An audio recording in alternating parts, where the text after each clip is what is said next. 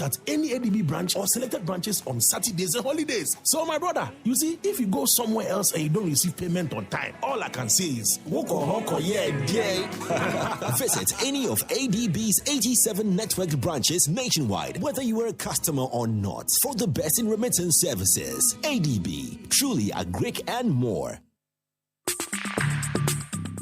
Join the conversation on the Citi Breakfast Show on Facebook at facebook.com/Citi97.3, Twitter at twitter.com/Citi973, and Instagram at instagram.com/Citi973 with the hashtag CitiCBS.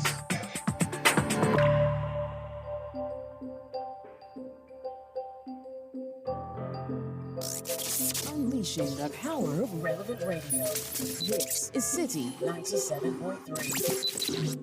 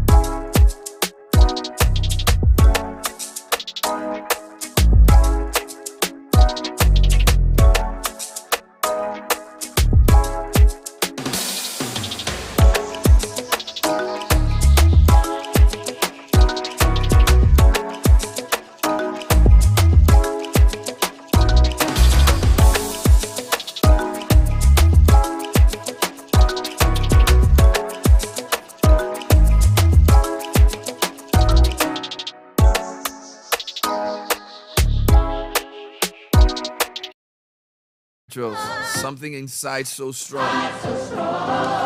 It's the perfect way to kick off our newspaper review segment, brought to you by Fidelity Bank. Fantastic news for those who live in and around Oyarifa. Ghana's largest privately owned bank, Fidelity Bank, has opened a new branch here at Oyarifa. We're now closer to you than ever. Visit our new branch at the Usuansa Junction to enjoy a suite of top-notch banking services and experience superior customer service in a delightful and inviting environment. Also sponsored by the Total Energies Marketing Ghana PLC, re-echoing the powers of the quartz engine oil. Boosted with age resistance technology for optimal performance for your engine, improves protection against mechanical wear by up to 74%. Quartz keep your engine younger for longer. 6:33. Still a rainy morning in parts of the capital. Here on 97.3 CFM. My name is Bernard Avlet. Thank you so much for tuning in. Thank you for staying with us. Richard Delaska is here, looking ready for the day. Good morning. Good morning, Dumbaga. Togbiga Richard. Yeah, Dumbaga Koku Avlet. Big man. Yeah. But you want to say something? It's very important. Yes. I'm a strong man. Dumega is a title. Yeah. But I'm not that. I don't know if I'm a Dumega yet. Oh, no, you be Dumbaga. No. I'm sure the listeners. No, you want to confirm? No, they are confirmed. By the powers vested in you. Yes. You want to vest in me? Yes. The Dumega title. Yes. Dumbaga Koku. So what do we call this man? This one, See why you don't have hair. It's not yet there. No, you will get there. That is why you don't have hair. That was so funny. He's giving me a very powerful title. And he's refusing to give me one. It says you are not yet there. That's why he's also not growing hair. When I get there, he will grow hair. You'll be there. It's a big title. It says I'm one of the big men in the town. Thank you. Oh, yeah. But that is true, though. We don't know. I can't feel it in my pocket. Sorry, it's on his way. Anyway, Godfrey, welcome to the show. Thank you. I'm Lots of looking for papers some this stories, morning. but I can't find them. Yeah. So where do you want to start today? I will start from the front page of the Daily. What are they saying today? Well, autism not a death warrant, Okay. which is an important message. Okay. GT Bank rolls out major intervention. Legislators receive gratuity, not ex gratia. That's the Speaker of Parliament clarifying this. I'll give you details later. Okay.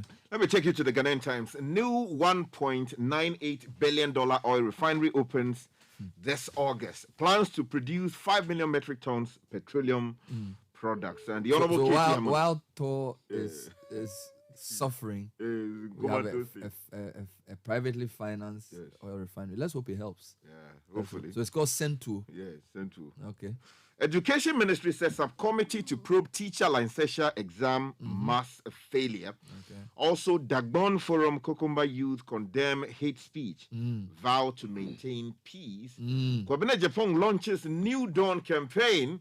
Beautiful ceremony and 2 die. 2,300 affected by Western region floods. Front page of the Daily Guide newspaper, NDC MP's power pressure, boycott House over court cases. Boga MP fails to halt trial. So the Daily Guide has refused to call Judge Kwesi by his name. Why they keep referring to him as a Boga MP? No plot to remove IGP, according to the Interior Minister. And the government is confident of securing second IMF tranche. Let me take you to the Finder. I will set up chain of companies for MPP to alleviate suffering of party members.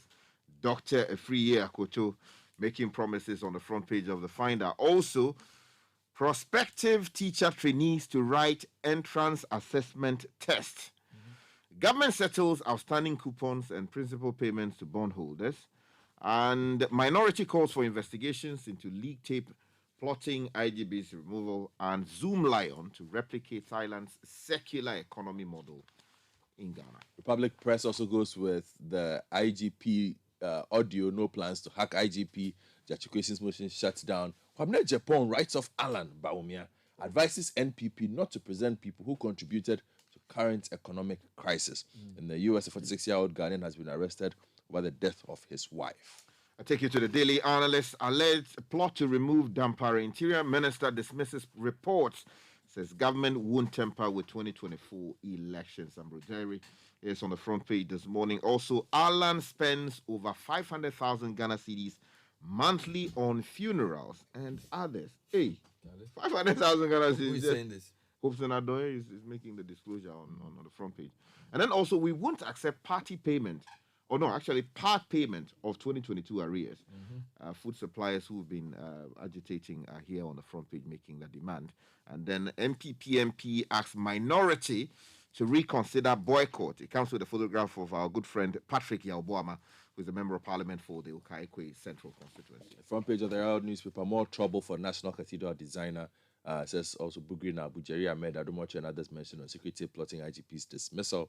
Ghana's military caught UN sanctions with attempt to cover up rape case. And the Economy Times says World Bank saves VCTF with 40 million US dollars. And we're talking about a venture capital trust fund.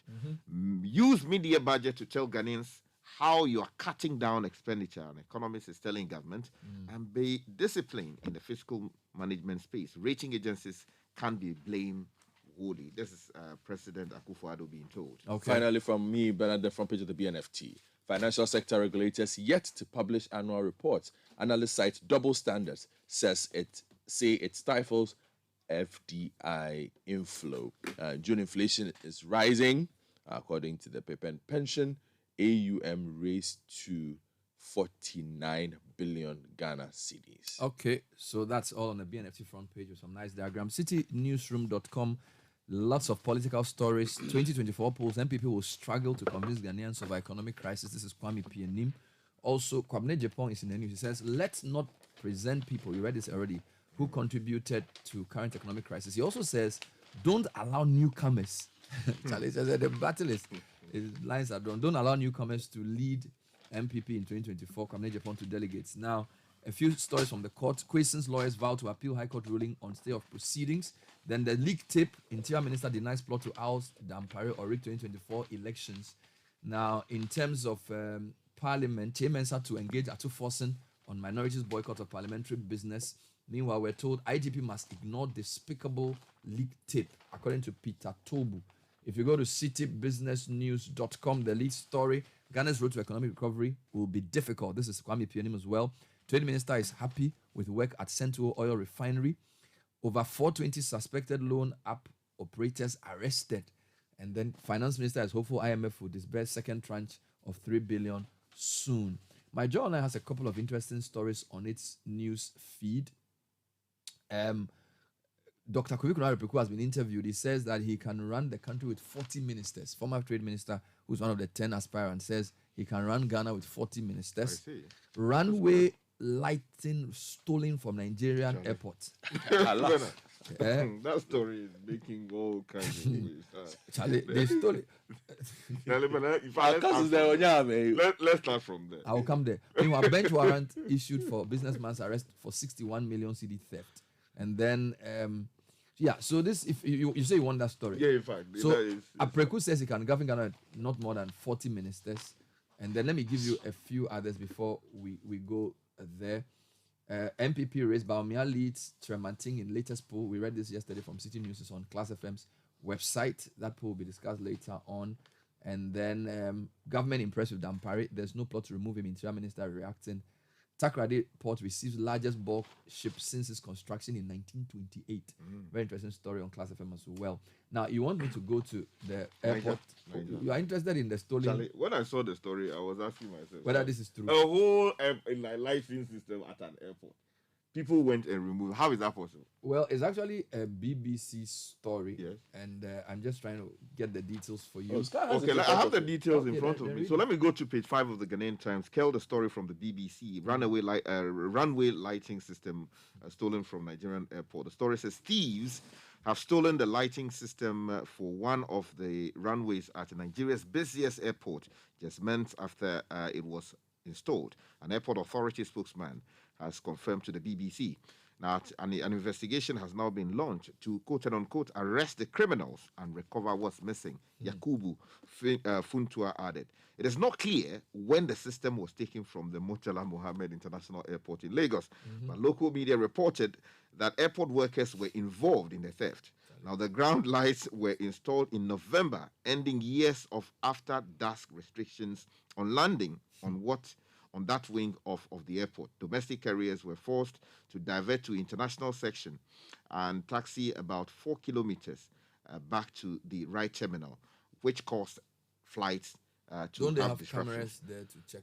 Now, Funtua told the BBC that the Federal Airports Authority of Nigeria will block all loopholes to prevent a future occurrence. Now, the criminals took advantage of the fact that the runway had been closed for months for maintenance to take the lighting They system. were probably wearing overalls pretending to be working. So the police will see them and look like, oh, these people are working, man, let's help them. But they are stealing. And then help them take the thing away. It's sad. This story, it's making so many waves, internationally on what do you call it, social media.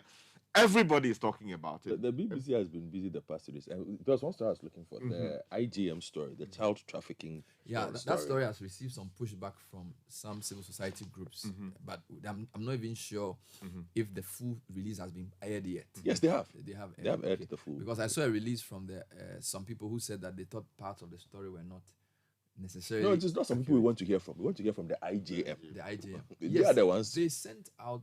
I think they sent out a release yesterday. Yes, they did. Maybe I'll read it for you later. Okay, yes. I really want to get into that story later on. Just quickly on the international space, the story we've been running, the Kenyan court matter. We're told that Kenyan court labeled country's worst security breach. Now, Kenya's security minister says the deaths of more than 300 people linked to a doomsday cult in the Shakahola forest is the worst security breach in the country's history. Now, 10 more bodies were exhumed from the forest on Tuesday, raising the death toll to 360. Well, since you're on the international front, Kenya is 60 years old this year. They've been thinking about what to do. Yesterday, there was a story about their fuel price build-up. And they basically said they're one of the countries in the continent with the largest tax component in their fuel price build-up. And guess what? The amount they got, 40%, is very similar to Ghana. Can you imagine? So the journalists in The Nation, they report and said Ghana and Kenya have the same level of tax build-up in their fuel price. It's a big discussion in that country this week. In fact, yesterday I saw a poster from Sam George suggesting that he's going to be part of the committee. Let me come down to Ghana and do a lot of politics, because that's what's been happening. On page 16 of the Daily Graphic, on the MPP flag bearership race, Kwabena Japan launches campaign, story by Vincent Amenuveve, New Patriotic Party presidential hopeful. Kwabena Japan has launched his campaign dubbed The New Dawn, with a 6-point strategy to tackle the country's economic challenges. At a well-attended and colorful event held at the Silicon House Production Studios at Tessan in Accra, Mr. Japan said his priority when given the nod first as the MPP flag bearer and subsequently as the president after 2024 election would be to form a lean government. Quote, in this new dawn, I envision a Ghana that is economically robust and resilient, fiscally responsible, socially cohesive, and fully accountable to the good people. Let's stay in that space. There are two issues he raises that I thought made the headlines. Let's not present people who contributed to the current economic crisis. Kwabena Japan said this yesterday by insinuating that the vice president, the current trade minister, the agri minister, or the former trade minister and the agri minister, were all part of the economic mess. Then there's one which is more controversial. It says, don't allow newcomers to lead MPP in 2024. So, that story is also on citynewsroom.com. So, he says that he has suggested that individuals who join the party later on, we don't know where the starting date is, and immediately assume prominent positions should not be selected or elected to lead the party in the 2024 elections. He believes that the party leaders should be those who have worked tirelessly for the party since its establishment, rather than individuals who joined through the mainstream and quickly occupied significant roles. So this is also an insinuation. You must be talking about Bawizi. Yeah, he didn't mention his name. Then, since we are there, I want you to give me now the other one. Then I'll give you Apreku. Dr. Owusu Efriakoto has been talking. He spoke about techie and all kinds of things. Now, he's saying that he will set up chain of companies for MPP. Now, the story is in the Finder. Page 2 has details. Says the flag bearer hopeful of the New Patriotic Party, Dr. Owusu Efriakoto, has outlined a business strategy aimed at providing financial resources to the party to make it more robust to thrive in a globally competitive environment. Now, it involves setting up of a chain of party-owned businesses at national, regional, and constituency levels.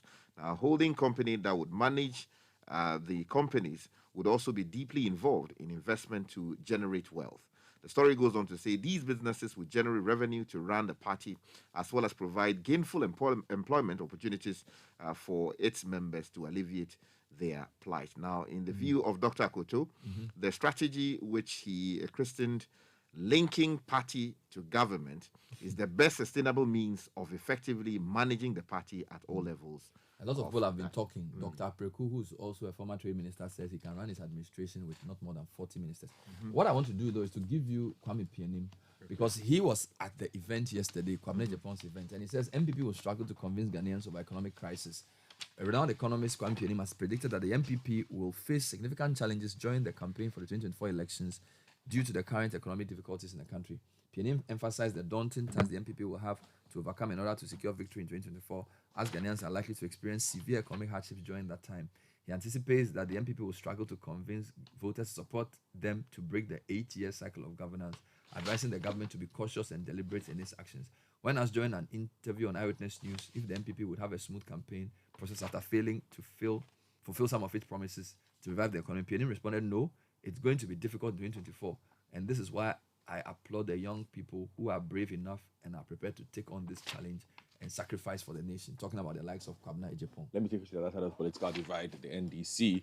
They have quite a few stories in the newspapers today. On page 18 of the Daily Graphic, stop prioritizing electoral fortunes, Mahama tells NPP. And the flag bearer of the opposition National Democratic Congress, John Mahama, has criticized the governing NPP for prioritizing its electoral fortunes over good governance. The former president cited the introduction of what he described as poorly conceived projects and the government spending of resources to allegedly buy votes in the recent by-elections in Kumewu and Asin North.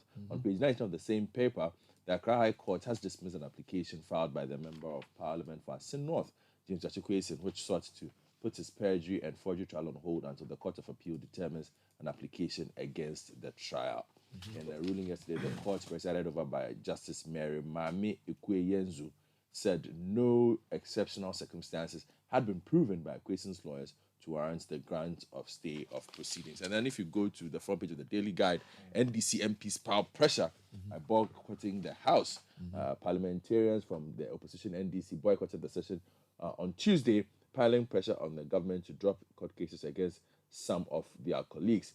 From the start of proceedings until the conclusion, the minority side of the chamber was empty, reiterating their steadfast promise to always abandon Parliament in order to prevent the House from having a quorum to conduct public business. Okay, let's stay with that particular story because the MPP MP for Okaikwe Central is quoted in the Daily Analyst as calling on the minority MPs to actually freeze further actions in that regard. The story says the Member of Parliament for the Okaikwe Central, Patrick Yaboama, has joined calls on the minority group to rethink their decision to boycott sittings on trial days of their colleagues currently in court. Now, he argued that the minority needs to reconsider their stance, emphasizing the importance of fulfilling their duties as elected representatives of their people. Now, the Member of Parliament... This story was actually on Citi News. Yeah, it was. It was curled from our website, where Ayikwe, the correspondent, spoke to Patrick. Now, the other development I need to tell you is that Chairman Sabusi, the majority leader, has said he's going to engage his opposite number,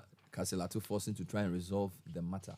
Two other stories of interest. There's a leaked tape of the Interior Minister and some people talking about removing the IGP and other people. Now, not the Interior Minister. Let me look. Yeah, sorry. So the government has strongly, not the Interior Minister, sorry. So the government, through the Interior Minister, has strongly refuted allegations of a clandestine scheme to oust the IGP, Dr. George Ekufu-Dampare, from his position prior to the 2024 general elections. A leaked tape has surfaced uncovering a plot involving high-ranking police officer and a member of the NPP aimed at removing the IGP. The motive behind the plot appears to be the concern that Dr. Dampare could impede efforts to manipulate the outcome of the 2024 elections.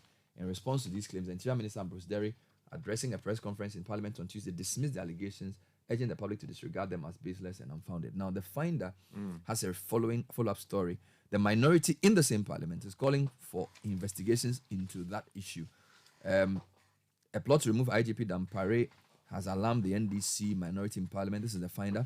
It has therefore called on the government to thoroughly investigate the leaked tape, which implied that the government sought to rig the 2024 elections following the planned removal of IGP Dr. Ekufu-Dampare. James Agalga, the ranking member on the Defence and Interior Committee of Parliament, said such declaration passed for treason.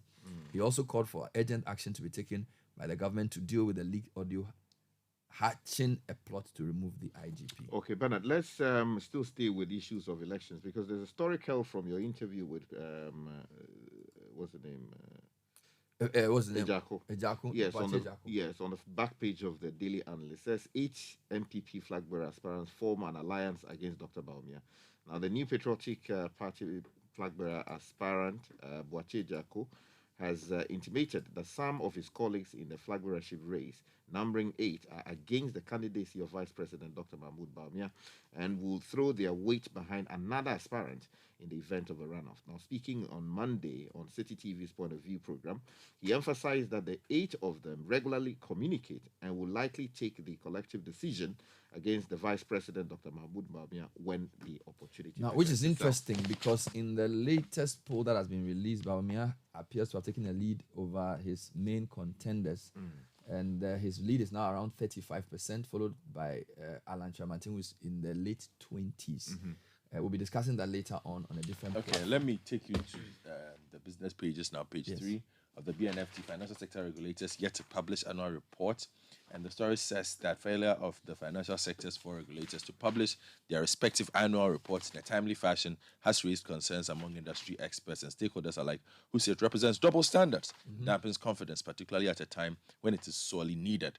They warn that the failure of the Securities and Exchange Commission, National Insurance Commission, the Bank of Ghana, and the National Pensions Regulatory Authority to publish their reports in the same manner as they expect the institutions they regulate to do could have dire implications for the country's quest to restore confidence in the sector and attract much-needed foreign direct investment. Let's stay in business. The back page of the Ghanaian Times has details of a story it announces on its front page. New $1.98 billion oil refinery opens in August. And the story is by Claude Nyako Adams from Tema, and it says a $1.98 billion refinery facility at Tema is scheduled to commence operation by the end of August this year. Now, the refinery, which is the latest investment of the Centur Group, is expected to produce 5 million metric tons of petroleum products, including liquefied petroleum gas, LPG, jet fuel, gasoline, diesel, and fuel oil. Now, when operational, the company, which is registered under the government's One District, One Factory program, would provide employment to more than 900 Ghanaians. Now, during a tour of the facility by the Minister for Trade and Industry, Katie Hammond, on Monday, the executive chairman of Central Group, Chu Ning Kwan, said the company was in discussions with the Ministry of Energy to acquire 500,000 barrels of crude oil from Ghana's oil fields for its first production. Let me take you. So that's a good one. Let's come back. Let me take you to page 47. That's the sports page of the Daily Graphic. Prioritize patriotism over bonuses. Minister advises players. The Minister of Youth and Sports, Mustafa Yusuf, has emphasized the need for national team players to prioritize patriotism and nationalism over bonuses when representing the country, highlighting the significant support provided by the states to the national teams, including the purchase of tickets, extended training camps, per diems, and meals. Mr. Yusuf expressed disappointment that some players seem to prioritize bonuses above national pride. Mr. Yusuf admonished footballers who represented the various national teams to recognize the sacrifices made by the government and the immense support provided, urging them to demonstrate genuine love for their country and a commitment to its success in football. So let's do two quick stories concerning teachers. The first one says, it's on page 11 of the Ghanaian Times, says Education Ministry sets up committee to prove teacher licensure exam mass failure. The bombing. Yeah, that's right. Cliff Ekofu says a committee to investigate the causes of the mass failures recorded in the Ghana Teachers Licensure Exam over the period will soon be inaugurated to commence work. The Minister for Education, Dr. Yao Osei Educhum, has assured. Now, he said a situation where trained teachers were unable to demonstrate their ability through the TLE was worrying, and government would do everything necessary to ensure that the issue was addressed. Now, if you go to page 10 of the Finder, there's a story there that says prospective teacher trainees to write entrance assessment test.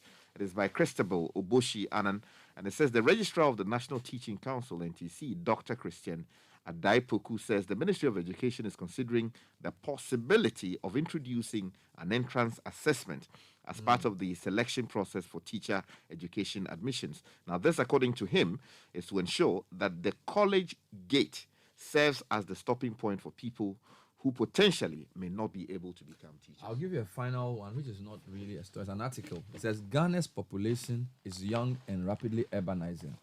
Policies need to match the data. Donatus Yawatiglo. It looks at the age makeup of Ghana's population, which age cohorts present the biggest challenges, how aligned are Ghana's policies towards population challenges, and what are the key areas to focus on for development. I think this is a very important article by Dr. Yao Jonas Atiglo. Donatus Yawatiglo. Dr. Donatus Yao Atiglo. A proper Vanda. A research associate University of Ghana. An article published under a Creative Commons license. This from the conversation. Yeah. Wonderful story. Gentlemen, thank you for being on the Newspaper Review. Coming up next is the City Business News. You've started your small business and have all these big dreams, but then reality strikes and there are so many things to do at once. What you need is the Ejapa account from Fidelity Bank. The Ejapa account gives your business a boost. It comes with a range of payment and cash collection options, such as GHQR, mobile money collection, and mobile teller cash collection. You will also enjoy prompt FX supply, competitive interest rate on loans, and free annual insurance cover of up to 48,000 Ghana cedis for your business, plus a waiver on service fees. It's time to do good business with Fidelity Bank.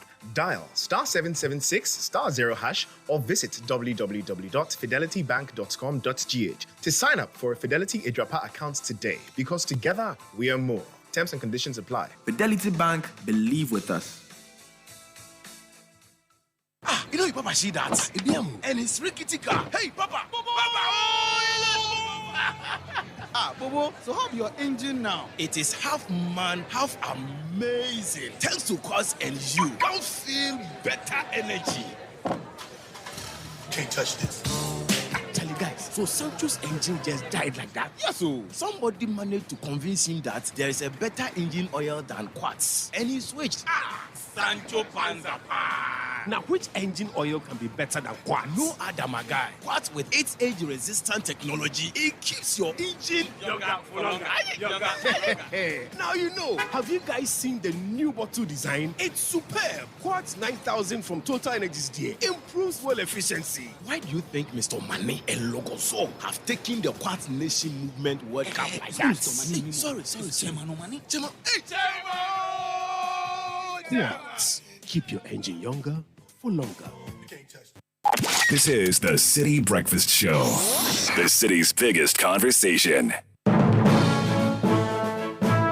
City Business News coming up next. Brought to you by MTN and Goyle. Bianca Luko is here with a bulletin. Good morning. Good morning, Bernard. Let's start with the economy, because economist Kwame Pinim is doubting the government's ability to improve the country's current challenges within the shortest possible time. He attributes the severity of the challenges to the government's incompetence, corruption, and huge appetite for reckless borrowing, insisting that the government must demonstrate commitment to put these in check. Speaking to City Business News, Kwame Pinim said the government must heed to recommendations from industry players and shift attention to growth and fiscal sustainability to reverse the current crisis. It's going to be very difficult to get the economy back, and not only to get it back, but to make sure that we put in place processes that make it difficult to go back to where we are. If we don't change drastically how we develop, and as the Romans used to say, make haste slowly, we have to cut our coat according to our cloth. And we have to make sure that the monies we get value for money. We need to get rid of incompetence and corruption. Those two are more important. The management of the economy is not too difficult if there is no corruption. Why was it possible for Oriata to borrow so reckless? Every document was sent to Parliament. What were the 275 parliamentarians who pay for? What are they doing? And now it seems after we've gone into the gutter, then all of us realized there was something called debt sustainability. It should have been accompanied with every loan that we were borrowing. Economist Kwame Pinim, ahead of the presentation of the mid-year budget statement and supplementary estimates for the 2023 financial year, the Food and Beverages Association of Ghana is impressing on the government to make provisions to scrap off some taxes which burden the industry. Finance Minister Ken Ofori-Atta is expected to present the mid-year budget review to Parliament on Thursday. Samuel Agri, the Executive Secretary of the Food and Beverages Association of Ghana, has been speaking to City Business News. It always happens that our taxes is what is militating against these production companies. Now, if you are producing in Ghana, it's not a crime. It's an incentive for the state. And if we export more, it also helps the government for them to raise the needed revenue that would develop this country. Unfortunately, we are paying so much taxes, and the policies are not helping. If we have to say there's something that we need to do, then we have to look at the taxes that we are imposing on these manufacturers. We don't have to do that in the sense that if we are producing most of these products in this country, or we are enticing manufacturers to come into this country to produce, then we need to put them under a certain category where they can produce, make some profits, and then put them back into their production. We are not saying we should have the field of the day by reducing taxes, just by reducing them. Taxes must be reduced by benchmarking the production that we also do, by employment that we also do. If we do that, we can go ahead and match any other country that are producing into these countries. When you go out there into the international market, most of them are producing at a lower cost because they have those incentives put in place for them to be able to produce and then export. Samuel Agri is the Executive Secretary of the Food and Beverages Association of Ghana. Meanwhile, financial and currency analyst Courage Buti has indicated that the auctioning of dollars by the Bank of Ghana will go a long way to help stabilize the economy and help slow inflation. The Bank of Ghana announced plans to sell $120 million to bulk oil distribution companies in the third quarter of this year. Speaking on the issue, Courage Buti said this will help address the forex liquidity challenges and also stabilize the city. Remember, they started with something in excess of 100 million, and then it came to 75 million, and now we are doing 40 million each month, really. It was meant to be an intervention to support that strategic industry, really, to bring in oil at prices that may not be overly distortionary, really. And these auctions, these BDC's auctions, are priced close to what the retail market rates are. So the distortion that IMF complained about at the time is actually not what is happening in this particular auction, really. But then the volume, I must say, is just a fraction of what the BDCs need, really. We know from some official records that the monthly oil import bill is in excess of $400 million, really. So 40 million is a minute fraction of that, really. And that is why, even if we do not have data on the extent to which the gold for oil policy is helping bridge that financing gap, on paper, it sounds like a reasonable initiative at a time where we are struggling with reserves and all of that to try to manage the oil import bill and how we fund it so that we do not expose the ordinary Ghanaian to so much price fluctuations, really. Courage Buti is a financial and currency analyst. With that in mind, let's stay with the city and find out how it's performing this morning. Let's go to the interbank foreign exchange market, where banks trade among themselves. The dollar remained unchanged, still selling at 11 cedis. The British pound gained a pesewa, selling at 14 cedis, 2 pesewas. The euro also gained a pesewa, selling at 12 cedis and 1 pesewa. Let's go to forex bureaus across the country, and the dollar is likely to be sold to you at 11 cedis, 70 pesewas, while the British pound could be sold to you at 14 cedis, 95 pesewas. The euro at 12 cedis, 70 pesewas. Away from that, a fiscal policy expert, Dr. Alex Ampabe, has raised concerns over the operational costs weighing down the regulator of the cocoa industry, that's Cocoa Board. He attributes the regulator's inability to make profit over the years due to its significant operational expenditures. Now, speaking at a business forum here in the Greater Accra region, Dr. Ampabe emphasized that Cocoa Board's substantial operational costs are primarily the result of its extensive workforce and other obligations imposed upon it by government. If you come to Cocoa Board, all the subsidiaries have been reporting losses every year that Cocoa Board report losses. The last time Cocoa Board had a positive figure, I think, was 2015 financial year. Since then, up to date, Cocoa Board has been increasing its bills, and simply because it has to roll over, they will keep making losses and still be constructing roads. They'll be operating at losses and still be supplying fertilizers nationwide. I will say, as an immediate step, government needs a reform with Cocoa Board. And that reform should come with a deliberate intent to take government control out of Cocoa. We need to start a campaign of the Cocoa Board we want. If we don't get the Cocoa Board, we don't get the politicians to give us the Cocoa Board we want, we will continue to be in this situation. I mean, how can we employ 2,300 people in one organization in a year without seeing any expansion, anything going on? Fiscal policy expert Dr. Alex Ampabing.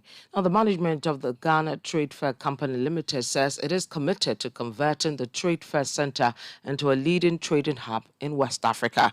Over the next 5 years, it aims to complete a project that will host the African Continental Free Trade Area Secretariat as well as other top-notch facilities. We have more on this report filed by Edna Agnes Boache. What started as a post-independence project to boost trade and industrialization in Ghana is now set to become a profitable and well-resourced institution. The Trade Fair Center, which spans an impressive 236 acres, has long been in a state of disrepair, with many of its pavilions and facilities falling into disuse.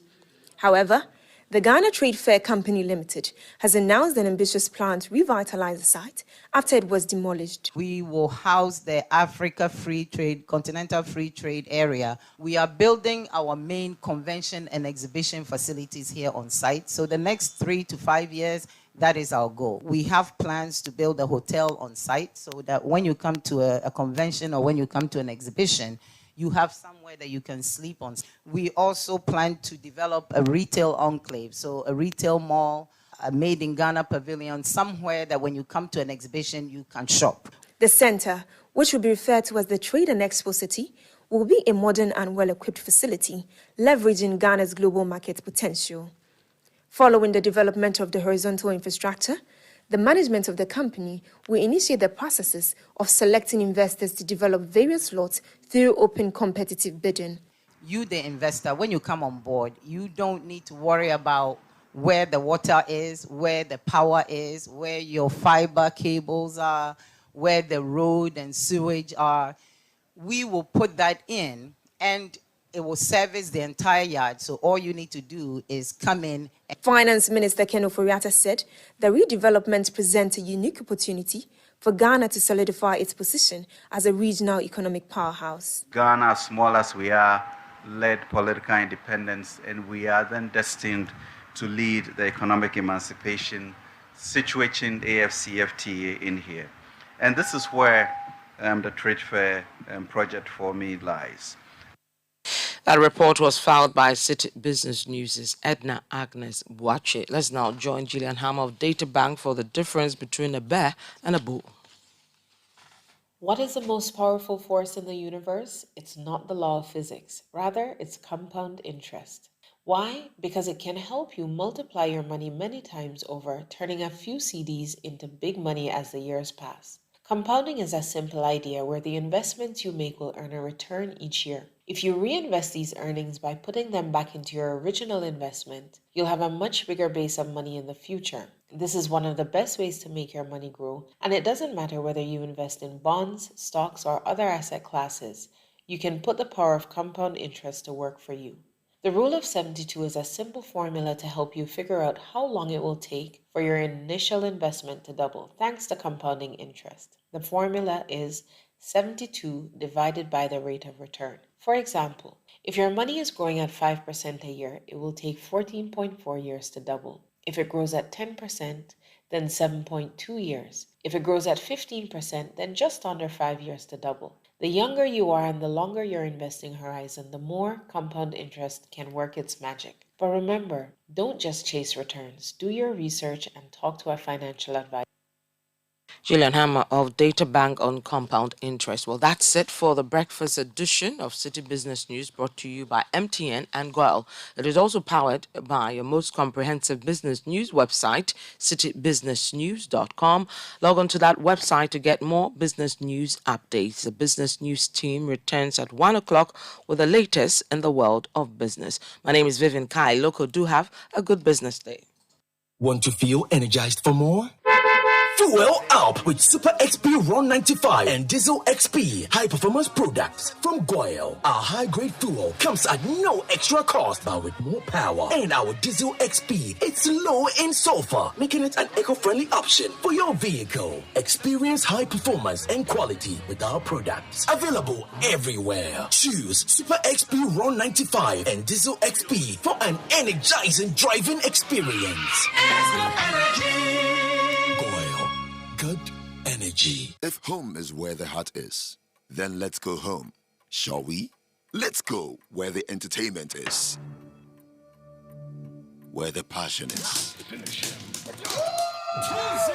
Where the laughter is.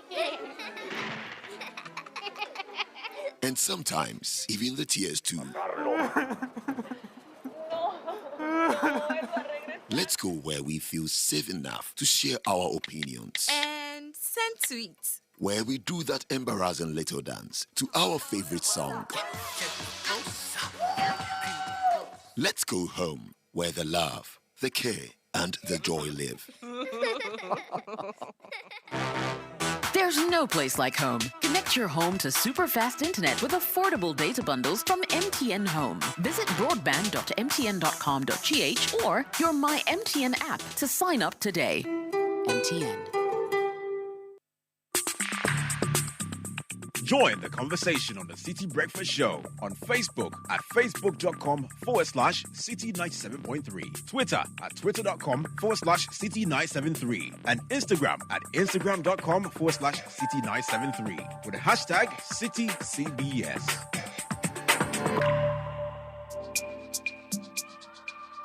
40 minutes past 7. City Business News was brought to you by MTN. It's a new world of doing business, and your business shouldn't be left out. It's time to get a Momo for Business today to accept payment from over 50 million Momo customers. All you need is a business registration certificate and your Ghana card. Dial star 5051 hash, follow the prompts, or apply online at momomerchantapplication.mtn.com.gh. You'll receive a reference number which you can use to track your application. So don't get caught waiting. Enjoy secure transactions and convenient transactions for your business with MTN Momo today. Note that the application is free. Don't pay any money to anyone for a merchant payment solution. And report any fraudulent charges using the Momo app, available on Play Store and the App Store. Kickoff is next, brought to you by Leshell. If you want a safe haven for your deposits, if you value security as well as competitive returns, talk to Leshell. We have a fixed deposit product. It's flexible. 91 days, 182 days, 365 days.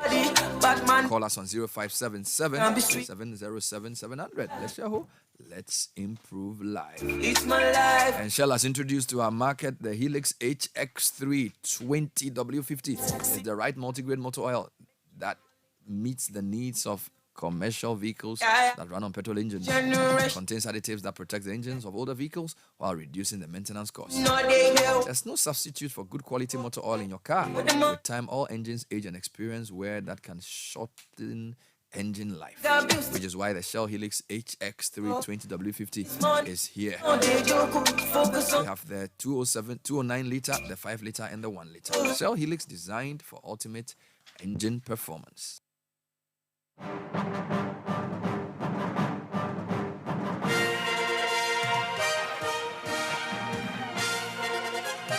Evans Ofochumanso is here with the kickoff segment. Good morning, Evans. Good morning, El Bernard. Now, coming up on kickoff this morning with me, Evans Ofochumanso.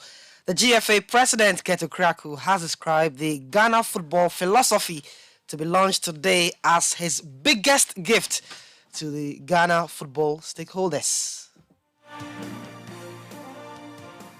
On Wednesday, I will be presenting to Ghanaians the biggest gift of our football ecosystem. Plus, Lionel Messi has arrived in the USA ahead of his Inter Miami unveiling this Sunday. We'll get into the world of transfers and tennis, where this happened yesterday.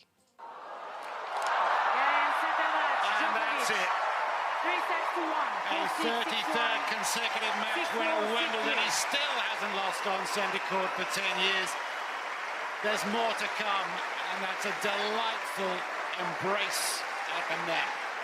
Rublev, brilliant tournament, another quarter-final. But once again, victory for Djokovic, and the hunger is undiminished.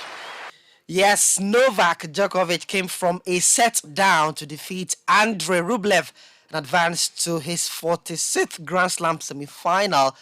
But for the women's number one, Iga Swiatek, she has been eliminated from the Wimbledon tournament. All this and more with me, Evan Sofochumanso, here on Kickoff. This is Citi 97.3 FM.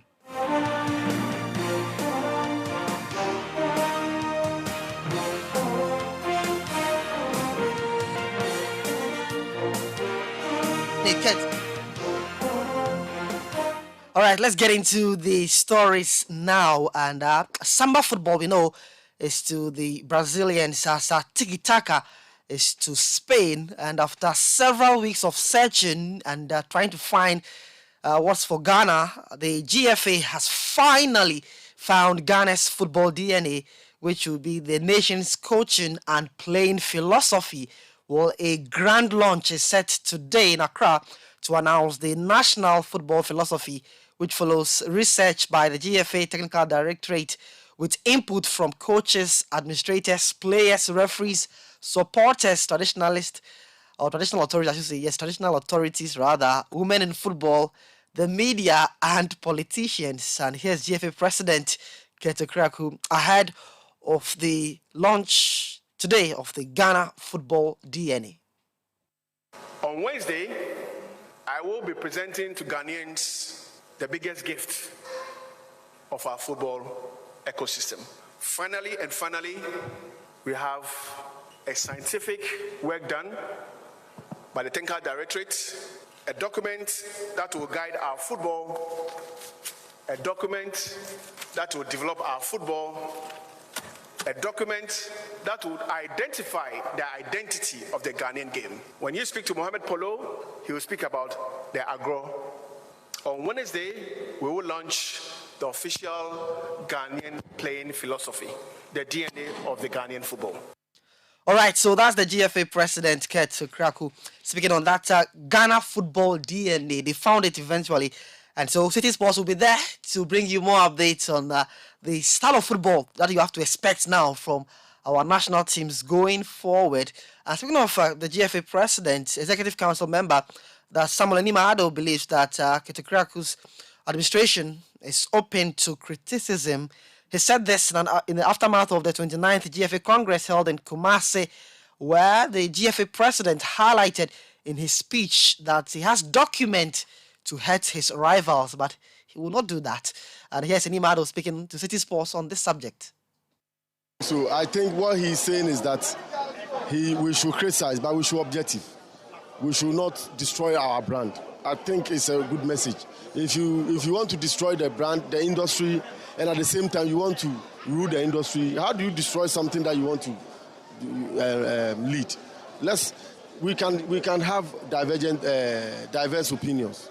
You understand, but we can criticize and offer solutions and come together to build. And that's what he said. He ended with that message that we need everybody to build together. So I think it's the best he can do. And I hope that all of us will understand and come together and build this industry together, because when the industry builds, it affects everybody. Because when a club sells players at good prices and he gets money, he'll be able to buy from other clubs, and the other smaller clubs will all benefit. So that's Executive Council member for the GFA, Samuel Enimado, speaking to City Sports' Yao Ej Menta there. So they believe that the administration is open to criticism. So you can continually give the Keto Kraku-led administration positive criticism moving forward. Now, let's touch base on a local boxing story where the 2023 National Individual Amateur Boxing Championship starts today at the Sports Hall of the Accra Sports Stadium from noon. According to the Ghana Boxing Federation, the 3-day championship is to identify and select the best young boxers. And this is also to form the new national boxing team. That's the Black Bombers ahead of the Paris 2024 Olympic Games qualifiers and this year's World Boxing Tour. Now, away from that, Real Madrid defender Antonio Rudiger says the team's ambition next season is to extend their Champions League titles to 15. The Spanish giant ended last season with the Copa del Rey trophy after losing out on the league to Barcelona and the European crown to Manchester City. Now, speaking to the local media here during his time in Ghana, Rudiger indicated that Real Madrid wants their hands on all the trophies in the coming campaign. The expectation is always high because, first of all, I have high expectation of myself and of my teammates. So, and it's about down. We want to win the Champions League again. Of course, this is when you're at Real Madrid. This is the aim. This is the target, and we want to win everything. What is there? So that's the Real Madrid defender Antonio Rudiger here in Ghana to try and get some time off from his busy schedules there. Now, 7-time Ballon d'Or winner Lionel Messi has arrived in the United States with the MLS team Inter Miami set to unveil him officially this weekend. The plan is for Messi to be presented to fans on July 16 with a possible debut set for July 21 when Inter Miami face Mexican side Cruz Azul in the league's cap. Now, Messi's move is without a doubt the biggest thing to happen in the MLS history, other than the David Beckham's groundbreaking move back in 2007. Meanwhile, Wayne Rooney, who is the manager for the MLS side DC United, has been speaking on Messi's move to Inter Miami. Great move, obviously, for the MLS. I think commercially, I think it'll be huge. I think to draw interest again from different regions of the world.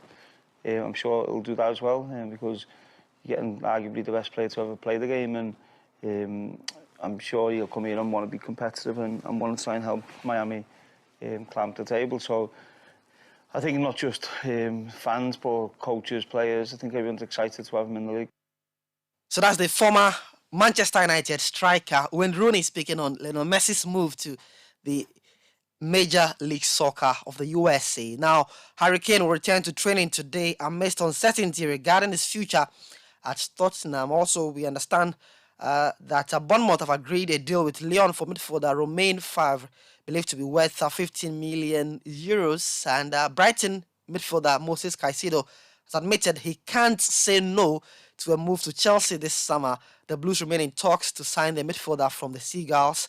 And today and also Thursday remain crucial days for the final steps of negotiations between Manchester United and Inter Milan for Cameroonian goalkeeper Andre Onana. United will submit the final official bid in order to agree with Inter and seal the deal by discussing add-on structure as well. Now, Angelino has joined Galatasaray from RB Leipzig on loan with personal terms agreed already. And in the world of tennis, Novak Djokovic has made it to the semi-finals after beating Andrei Rublev yesterday 4-6, 6-1, 6-4, 6-3. Yannick Sinner also progressed by beating Romain Safilin.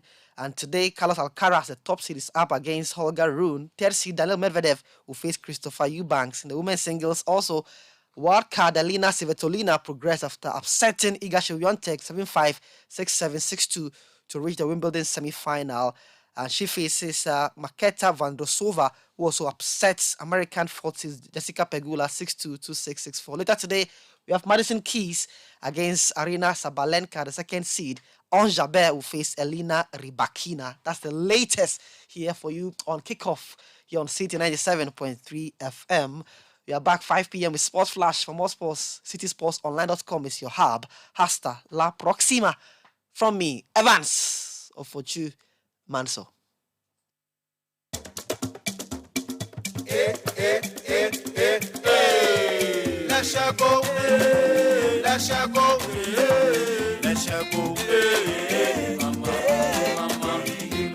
If you need unique services, innovative financial solutions, we deliver on our promise, cause we are number one. Let's go, we improve your life. Let's go, hey, mama, hey, mama, hey, mama. Even when you're stuck with nothing, come to Let's go. No matter your situation, come to Let's go. Let's go, we improve your life. Let's go, hey, let's go, hey, let's go, hey, mama, hey, mama, hey, mama. fly. Leshego Savings and Loans. Let's improve life. Passengers, Mama me 2 minutes per why. Neighbor Cecilia. Driver, you can't do this in London. Oh, English, madam. We dear Mr. 1 minute per why. Shell, Driver, we're in a hurry, please. What's all this about? Oh, madam. Help me say thank you to Shell. Shell Fuel Save lasts longer and helps us to save more money to do more things. Also, because I'm a member of the Shell Club, I get loyalty points every time I buy fuels that I use to redeem gifts I love. I can get third-party insurance for my car, free medical insurance, provisions for my home, and many more. Shell day my side. In fact, when I see another Shell station, I will hug everyone there. Hey, driver, what the fire kwanza? Hey, English, madam. Into TG. Enjoy numerous benefits when you buy fuel from Shell. Get loyalty points to claim third-party car insurance, family medical cover, provisions, and many more for free. Driver, Shell day your side. Go well. Join the conversation on the Citi Breakfast Show on Facebook at facebook.com/Citi97.3, Twitter at twitter.com/Citi973, and Instagram at instagram.com/Citi973 with the hashtag CitiCBS. I've got Bell back and I won't let go. My name is Nana McBrown.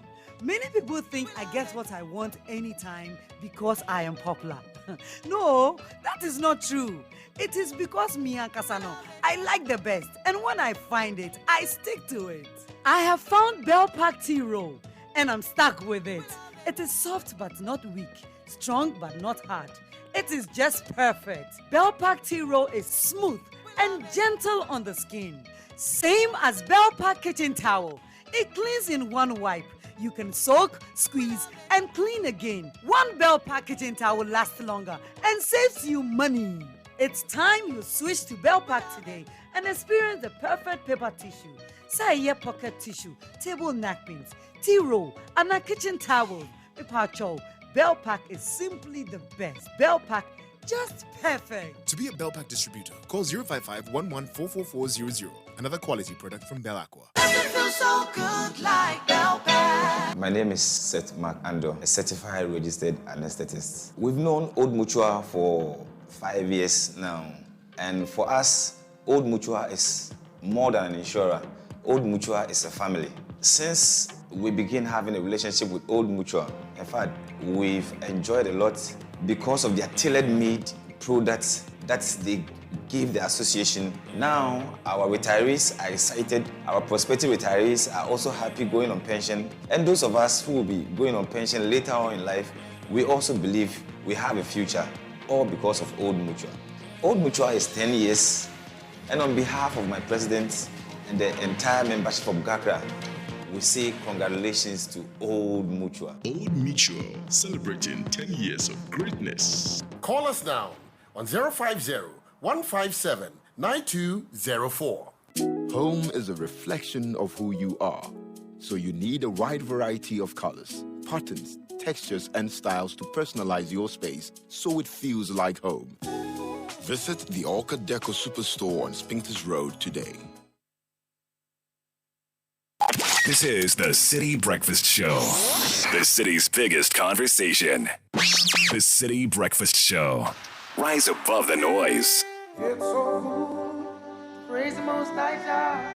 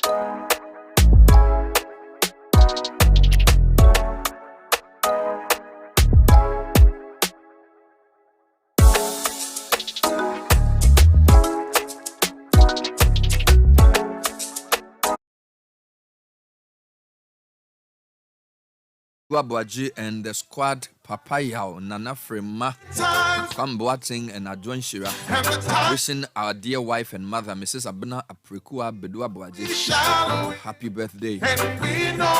Words cannot describe how we appreciate and love you. On this special day, we humbly ask God to increase you in every aspect of life. You are a great woman by all standards. We wish you more blessings in the coming years. God bless you.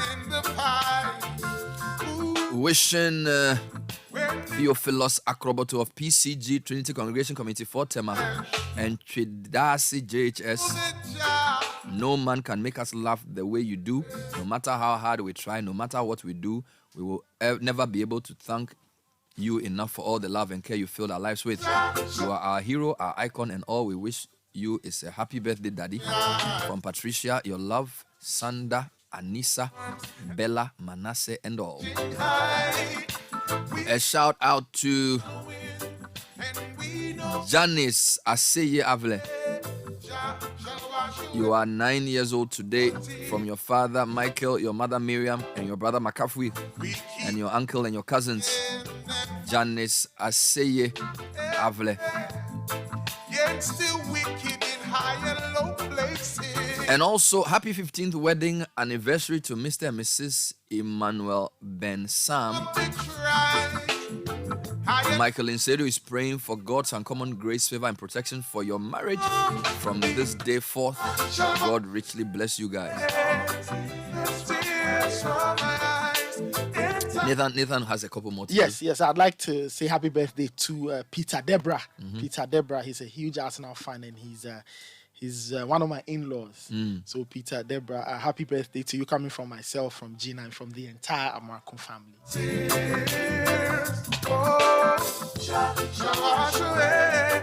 Now, you know, on the low-key side, there's it's like a low-key battle between Infantipim School and Adisadel College for the MPP flag bearership days.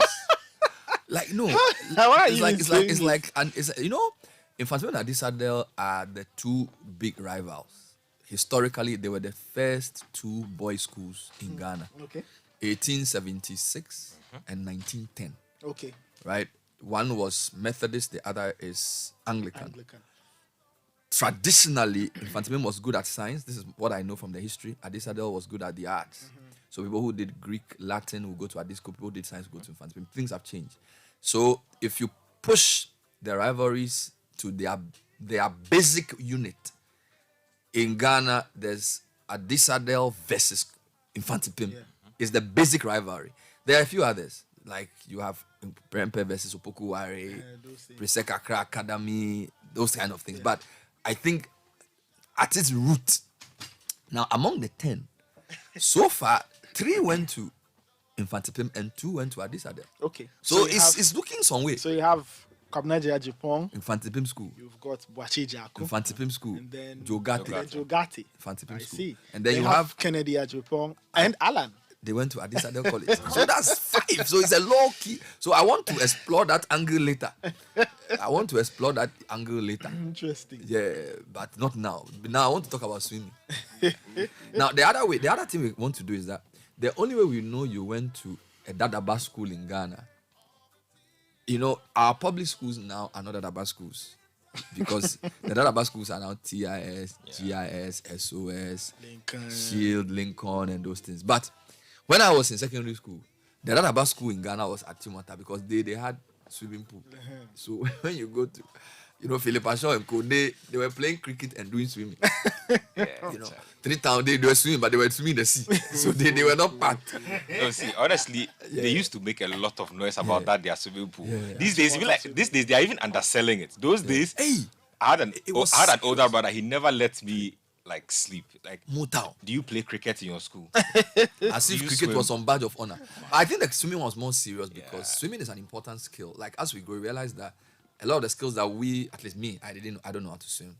We have to get our kids to swim, right? So Achimota School had a swimming pool and they used to boast about it. Philip Ashon, when we were even working at Citi, every week he's talking about swimming and how they were diving and things, you know. So the good thing about swimming though is that it's no longer a dadaba sport. It's an essential life skill. Yes. So which is also progress because many years ago only Dadabi people and then people like Sky could swim. So the sky version were those who live close to the sea and they have to swim by necessity, or those who live by the lakes. The rest of us who are Accra and Kumasi people, we can't swim unless our parents have some extra. I still can't get over the fact that Sky said he's a traditional swimmer. It's stuck with me ever since. His argument is that he can swim in the sea. And I'm told actually that swimming in the sea may not be as difficult because the water is more salty. And because the water is saltier, floating is easier. But in freshwater swimming, the water has no salt. And therefore, and because salty water is more dense, you float easier. That doesn't mean you probably swim easier. It just means you float easier because you are swimming against the tide, so it can be more difficult. Which is why there is no correlation between our best swimmers and proximity to the coast, right? Because if countries that do well in international swimming had anything to do with swimming, then people from Adafia, Keta, and those places should be the best swimmers, but they are not part of our swimming association. Are they discovering them though? I don't know. You go to Elimina, they go at the Nabakatwe, they do this this thing, what do you call it? Regatta. But when you go to Olympic Games, Oxford and Cambridge people are rowing, and our people are not there. So there's a difference between what you do traditionally and what you do professionally. True. Which I want to just throw at you. But luckily for us, we are bringing traditional, professional, seawater, freshwater, dadaba, which other one they call it? Pechepe. All together in our swimming championship. So for the first time, all talented swimmers within a certain age bracket can show what they can do. Whether you learn to swim in the sea, in the fish pond, or the swimming pool. This weekend, they can win a medal. And by so doing, prepare themselves possibly for being picked for a future Olympic event. As I speak to you, we are preparing for the All Africa Games at Lagos. We have an Olympic-sized swimming pool there. So by the time we finish with our swimming this weekend, we'll discover. You'll be surprised. Somebody would have made their time. Somebody would have made their time. Yeah, but on a different note, the other rivalry was in Fantimim and Achimota. And I think on the swimming, Achimota has won. Because you are the first school in Ghana, but you didn't train swimmers. So if you are looking for people to go and represent Ghana at Olympics, people will not help us. So is it a place we say, hey, we have trained enough athletes for you. We have given you Razak Pimpo. Do you know Razak Pimpo? We have given you Derek Boateng. It's enough. We have given you Aziz Zakari. So Aziz is for Kabuchi. Oh yeah. So you can let the others also take care of the rest. You know. So you give us JJ the fighter. He was also a boxer. Who? JJ Ronnie. No, that's Achimota. Yeah, Achimota. No, this guy went to Fantimim school. You want to? Yeah, that's what I'm saying. That they don't have a swimming pool. Oh, unfortunately. Yeah, but he can swim. You can swim because he's the Dadaba. Oh, I see. Good. But you can swim because you are a Jabba. So we are all the same. Sky can swim because he has hard upbringing. Benjamin can swim because he's a Dadaba. But all of them. So tell me, is this Friday or Saturday or Sunday? So Saturday, Sunday. Saturday, Sunday. So registration begins at 7 in the morning, and then the swim events begin at 9. All right. Yes. So what's going to happen is that there will be advertisers with their various wares advertising their stuff in there. Swimmers will come in with their guardians, their parents, and what ages are we looking at? Oh, we're looking at between 10 and above. So from 10? Yes. As young as 10. So we have 10, and between 10 and 12, we have the 13 and that bracket, and we have 14 and above. So anybody who's above 14 and can swim, it's great. But ideally, the pool of swimmers we are getting are relatively young. So as at now, we have 167 swimmers. So 167 swimmers have registered. Yes. Of various age categories. Yes. We have 11 swimming clubs taking part in this. There are swimming clubs in Ghana. Yes. We have 11 of them. We have the Marlins. We have the Legon Sharks. We have the African Sharks. We have the Kumasi Sharks. Be serious matter. We have the Kumasi Sharks. But there's no something there. Charlie, we have the Kumasi Sharks. They are very serious people, Charlie. They are coming through. We have the Tema Seals. We have the Torpedo. We have GH Aquatic Masters. GH Aquatic Masters. Charlie. We have the Monarch Swimming Academy. We have the Turtle Swim School. We have the Alpha Swim School. And then we have the Gayak Swimming Club. So these are 11 swimming clubs bringing members in addition to people registered individually. I mean, most people are in swim clubs. We have very few individuals registered. This guy, we are not serious. No. The swimming association or the swimming community in Ghana, I believe, is very organized and very close. I mean, they've organized about 4 or 5 meets already this year, like different competitions. And always, like, we always sit behind our microphones and say most associations and fraternities are interested in traveling and going for competitions. Not in the development. They are the direct opposite. Development. Like, they are developing. And I would say that in the last 3 years, swimming has made like serious leaps in this country. And so it only makes sense in the current context of things. Black Meteors, group stage exit. Black Stars, group stage exit. You know, so maybe our hopes can be in swimming. Look at swimmers. And I love what Citi TV and Citi FM is doing, because we always sit here and say, well, we sit back and watch the talent pool go dry. Now we have the likes of Abeku Jackson and Kaya Forson competing. I remember when Abeku was doing the recent Olympic Games. I was watching the news and was thinking, I think he won his first heat. He won his first heat. Charlie, the way people were screaming in the newsroom, excited. I thought we had one good. And that gives us hope. And see how much excitement there was behind that. What's happening is that we have the possibility of discovering the next batch of swimmers. The next Abeku Jackson. Yes, because like I told you, a majority of our swimmers are really, really young, between the ages of 10 and 14, actually. Wow. So, I mean, there's a lot of room for growth. This is one of those big opportunities. They are excited about it. I was hoping to bring a couple of them here, but come and talk about they'll be on TV. Their potential exploits. Yes, they'll be on TV, so you can tune in for that. So it's Saturday and Sunday from 7 a.m. We have 167 swimmers of various ages. So this is under 20. Yeah. So you are basically aged between 10 and 20. Yeah. Different categories. Are they going to do specific styles? Is it like butterfly? So yes, we leave that to the swimming clubs. What happens is we send out a registration form, and then the swimming club takes care of the categories that the various swimmers want to swim in. So you know the strengths of your swimmers. You register them for either the butterfly, breaststroke, backstroke. You know what they want to do. So not every swimmer is doing every event, but at the end of the day, we will award the overall best swimmer. We'll award the swimming club with the most winners on the day. So a lot of individual awards, a lot of group awards as well. There's something for everybody, but yes, with the events, individuals select what they want to participate in. And this is happening at the Senate Emporium. Yes, the Trust Sports Emporium, they call it. Is that an Olympic-sized pool? It is. Standard Olympic-sized So that's 50 going, 50 coming? Yep. That's big. So that's the same as the Legon one? Yep. All right. The Bema Camp one, is it Olympic-sized? I don't think so. I'm not too sure, but I don't think so. The Bema Camp swimming pool. Sky, you see, the difference between a Dadaba swimmer and you is that even though you can swim, you don't even know the technical names of the styles. You see, that's what I'm saying. You see, being a Dadaba is good, but it's not being a Jabba is not good. Well, I don't think that is no good. It's not. You know why? It's just one other way of looking at it. So you know, there's freestyle, which is I think the style you use. Well, it depends on. No, you do so many things in the water. Okay. Then you are doing so many things. Then you are not swimming. Wait, hold on. What's your preferred swimming style? Yes, so that's freestyle. You don't know. Yeah, no, so if you want to mention, you won't understand. No, don't try and confuse me. Yeah. You are saying that you dive into the water like this, and then you do this. Yeah, tandoori. No, but this one, that's butterfly. That's butterfly. That's butterfly. Because that's butterfly. Okay. That's butterfly. Then you start swimming like this. So that's freestyle. Then come out from Yes, that's freestyle. Then there's also something they call the breaststroke. The breaststroke is like. Go for show me. It's basically powered from your neck. Yes, the breaststroke. You see, so you clear the path under the water with your arms, but it's your neck. Your neck is moving. Wait, take your time. So you jump into the water and you do. So it means you start with the breaststroke. No, he combines everything. If you jump into the water, you have to do it like that. And then do it like a fish. Yes. But when you do, you spread the water with two arms. That's typical butterfly. Okay. But then is that butterfly? He's mixing the styles. You see, the thing is, when he gets into the water, it's not like.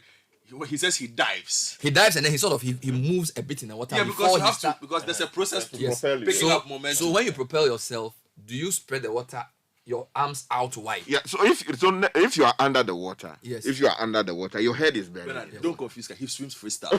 That's the only style he swims. As a consistent swimming style. Okay. He swims freestyle. And then he doesn't do the butterfly is the one over the head. Yes, the butterfly is the one over the head. So what you actually say is that you swim freestyle, which is the fastest. So usually when you look at the times, for the Olympics, if they do 100-meter dash, the fastest time will be the freestyle. Yeah. Because I think that's basically shoulder based. That's shoulder based, and it sort of uses your torso.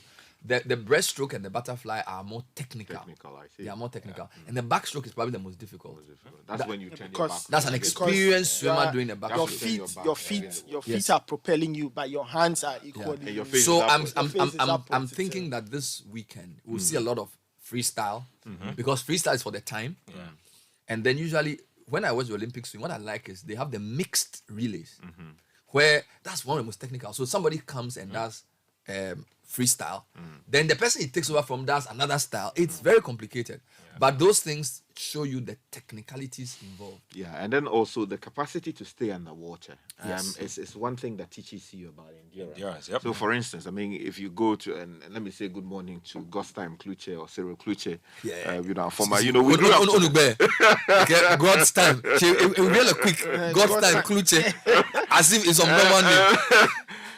Frankly, like in those days, you go to the Bahwame. When you go to the Bahwame, to catch fish, which is fish hiding under the water, you have to dive in there and stay under. Okay. And catch it with your bare hands? Yeah, that's right. You catch it, they cut them. Sometimes you put them in your mouth, cut them before you come up. So it is your breath control has to. Yeah, you have to be on point. So it means you can do underwater synchronized swimming. Oh yeah, that's right. Because you dive in there to go and catch Mugo Placha, the big. But can you see under the water? Yeah, you can. Yeah. Hey, Charlie, you are But how many seconds are we talking about here? How long are you staying? As long as necessary to actually take the kidding me. Oh yeah, sure. No, I think we should make him a special judge. Just for the, it's your backstroke. Just for showcasing. You probably know it, but you haven't taken cognizance of it. Yeah. So it's Saturday and Sunday, and I'm excited about this. You know why? Because later on today we are talking about sports, and one of our beefs is the lack of interest in development, grassroots. All right, you are talking about how you have a swimming association, a number of swimming clubs, and they are looking at people who are age 10. Yeah. Imagine, you see how the Jamaicans celebrate under 12 athletics, under 16 athletics. It's like if we prioritize under 10 sports of any kind, it will be our quickest way into. There's literally a swim league as we speak. There's a swim league. So, like I'm saying, they've already held more than 4 meets this year. So they have been very active. They've been pretty serious. A couple of them have traveled out for some competitions as well. But yes, we expect a good turnout. A lot of the active swimmers will be in here, and I'm saying we are hoping to discover somebody. I'm sure on Panorama on Friday you will make a quick plug for it as well. And I want to commend you and the team for putting this together. It's really, really powerful to support a sport that has potential. A sport that has potential, and if we put the right resources in there, as I've been listening to people talk about sports, it's discovering them young, giving them access to enough competition to get to a point where they can compete. So one of the problems with Ghana is even though we have the talent, our athletes don't get to compete regularly. And if you don't compete, you can't work on your time, you can't work on your whatever. So I think it's very important that we started this. Who knows where it will go? So congratulations. So Saturday and Sunday. By the way, can people register between now and Saturday? Or it's too late? No, registrations have closed. Over, okay. Yes, so we're just basically tying up everything else. We are just about ready for the competition. It's 9 to about 4 p.m. Wonderful. Will there be food there for us to eat? Yes, there will be. I'm sure you can't eat. No, not free food. There will be food sold. So if you want to get some food to eat, there will be food sold around. Yes, so you can get something to eat. But you know, like you're saying, when it's swimming, you don't want people eating a lot. No, the swimmers are professionals, but we are not coming to swim. We are coming to. Yes, so there will be something like that. So for those of you who also want to observe, you can come to the Trust Sports Emporium. There will be seats for you. Yes, come out there. You can also bring your kids who are learning to swim. Indeed. To come and see why you are stressing them. You know, I'll try and bring some of my guys because when you tell them to go and learn swimming, they think, come and see people of your age swimming.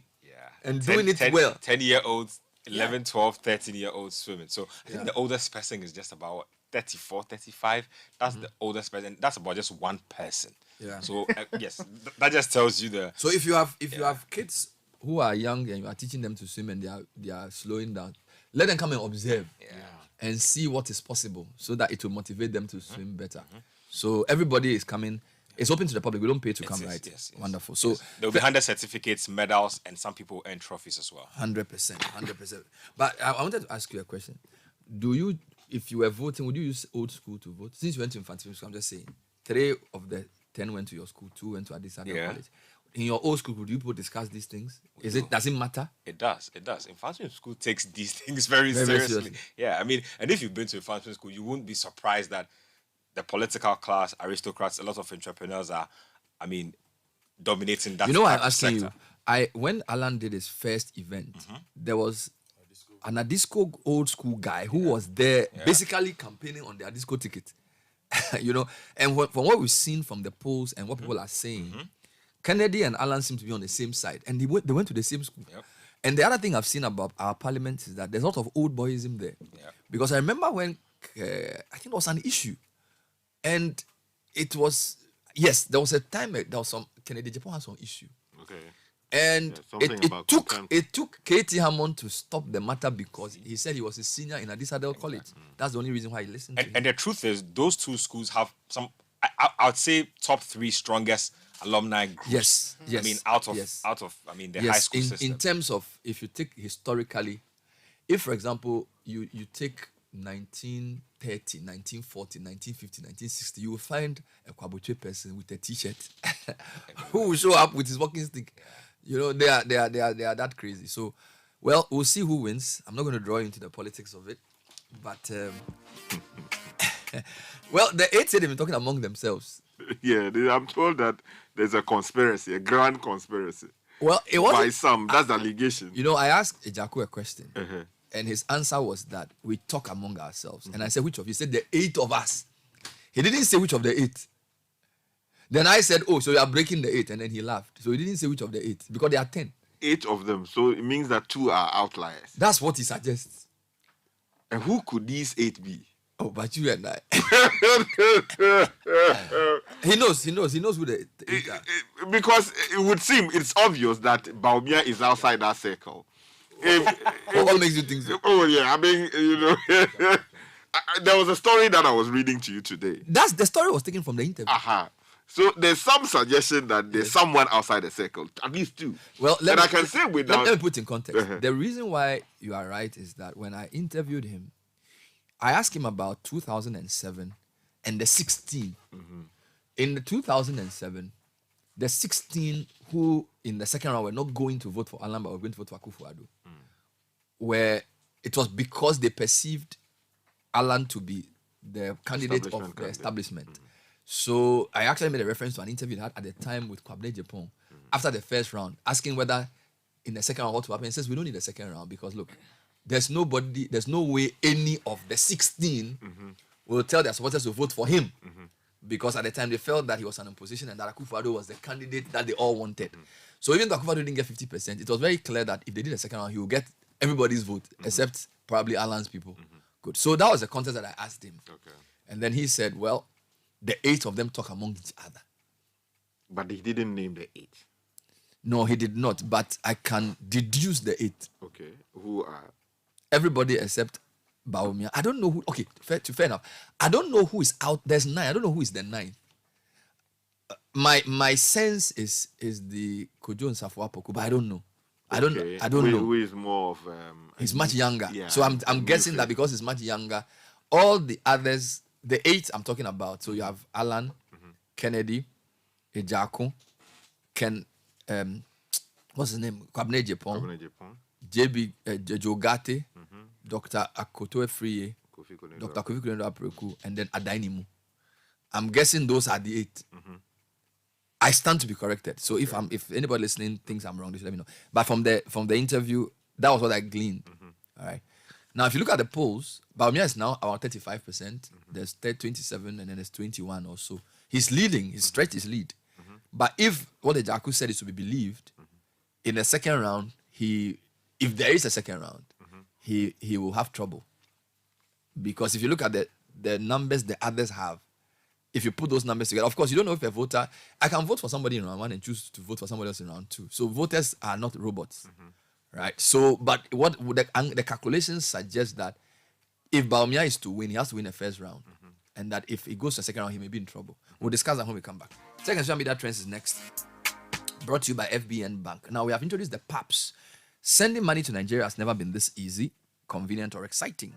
Through the new Pan-African payment and settlement system, you can send and receive money to and from Nigeria in minutes for business and personal purposes. All you need to do is to visit any FBN branch with your cash and money, and it gets to your destination. Outside Nigeria, you can do it to and from Liberia and the Gambia. So call 059 69 21 921 to get more information about the Pan-African payment and settlement system. Segment also brought to you by Vodafone. Our Odomu promo is here. Receive up to 20% of your money back in the Vodafone Cash Wallet when you buy a 5 CD voucher. Recharge with 5 CDs or more from your preferred short code, your Vodafone Cash Wallet, credit transfer, My Vodafone app, or other preferred payment platforms. The higher you recharge, the more you get back. Keep reloading in the Odemu promo. Vodafone, further together. Tech and social media trends with Nathan. Yep. It's another morning. Very interesting things trending. Kwabena Japan is trending. Yesterday, he officially launched his campaign or his presidential bid to win the MPP's flag bearer ticket. Very interesting things he said there. Other things trending. Hashtag CityCBS is trending. You have people also hopping on some of the conversations we are having here. Dampare is trending. Yesterday, the said audio tape was dominating a lot of the conversation. So Dampare is trending as a result. Stonebwoy is trending. He's going on tour in the United States and he's had that. So that news has a lot of people talking in terms of, all these conversations on social media and all of that. To some tech news, and for those who love Call of Duty, this will be of interest to them.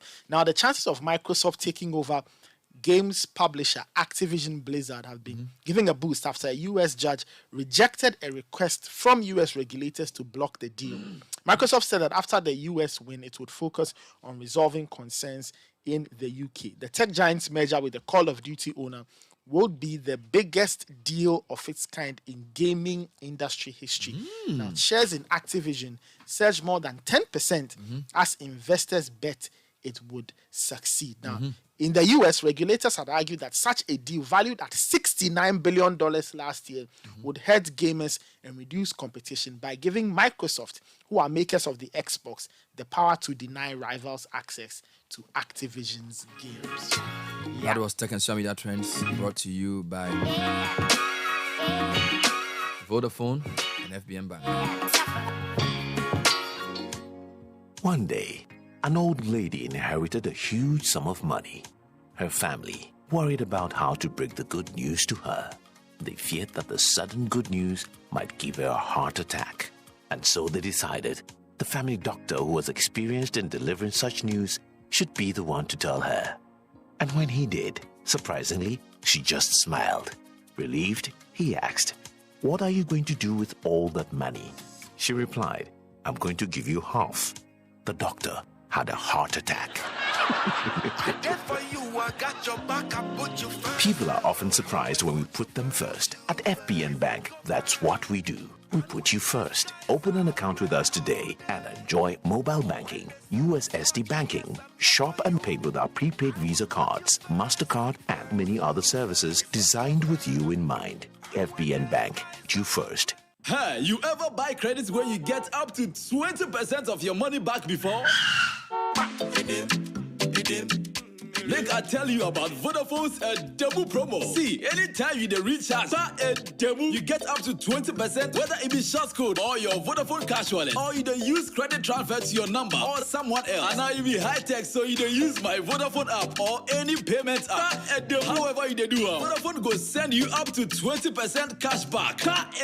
Into your Vodafone cash account. We reload here. But then you enter. Top up your airtime with 5 Ghana Cedi or more in Vodafone's demo promotion and receive 20% of your money back straight into your Vodafone cash wallet. Recharge and cash out in the Vodafone demo promotion. Vodafone, further together. Join the conversation on the Citi Breakfast Show on Facebook at facebook.com/Citi97.3, Twitter at twitter.com/Citi973, and Instagram at instagram.com/Citi973 with the hashtag CitiCBS. This is the Citi Breakfast Show, the city's biggest conversation. Pull up, pull up, pull up, pull up. Selecta pull up. Yo, if you come away. All right, so it's 8 minutes past 8. I'll take you into a bit of politics and then we'll talk sports. But at Imperial General Assurance, we believe your insurance experience should be memorable. Now, when you insure with us, you have peace of mind to focus on what matters to you because we will be there for you when the unexpected happens. Our newly introduced travel insurance policy, the Imperial Travel, gives you total cover for all your travels outside Ghana. Talk to us today for your insurance needs. We have motor, engineering, accident, marine, fire bonds. These are insurance products we've created to give you smiles. Call Imperial General on 0302 788 955. That's 0302 788 955. Talk to your insurance broker or any of our agents across the country. Imperial General, solid protection. Accra, are you ready? From July 1st through to 31st August, your favorite Accra mall, the mall with it all, is going to make your shopping spree even more exciting with our scan and win promo. Here's the fun part. We've got QR code signages placed inside the mall, just waiting for you to discover them. Put on your adventure hat, scan these codes, fill in your details, and voila. You can win shopping vouchers, an exclusive gift from our fantastic shops. Let's turn your shopping into a winning spree. Terms and conditions apply. Come on in. We can't wait to see you at the Accra Mall, where every visit is a win. Bell Pack paper tissue, another quality product from Bell Aqua. Cleans in one swipe, lasts long, saves you money. Gentle on the skin. We also have Bell Pack kitchen towels, Bell Pack pocket tissue, table napkins, and tea rolls. To be a distributor, call 055 114 4400. Now, the way the thing they go, it'll be like you go day or desk keep. So guess what? You need Royal King Cracker. You that. Royal King Cracker. Coco. I'm drinking tea. I don't have biscuit. No, we'll go supply you. We'll give you Royal King Cracker. Royal King Cracker, yeah. Take chalk. Your hunger. Now, Republic Bank says keep winning in the promo that keeps giving. Now, use all their 4 fantastic credit cards and win great prizes, interest holidays, cashback rewards, global concierge services, and even a 2-day staycation at Aqua Safari. All of that and more is to be won or are to be won in the Tap to Pay credit card promo reloaded. Just tap to pay, live the soft life we got you. Republic Bank, we are the one for you. Now, Sukasa Seasonal Affordable Housing offers a 3-bedroom unit with an outhouse starting at $97,500, or its prevalent city equivalent, or a 4-bedroom unit with an outhouse starting at $195,000 at East Legon Hills and Ayi Mensa with convenient payment options. Find their office at East Legon on the Lagos Avenue. Call them on 030-296-0865 or send a WhatsApp message to 055-369-7886 for your inquiries, or send an email info@sukasa.com.gh. Sukasa, building on trust.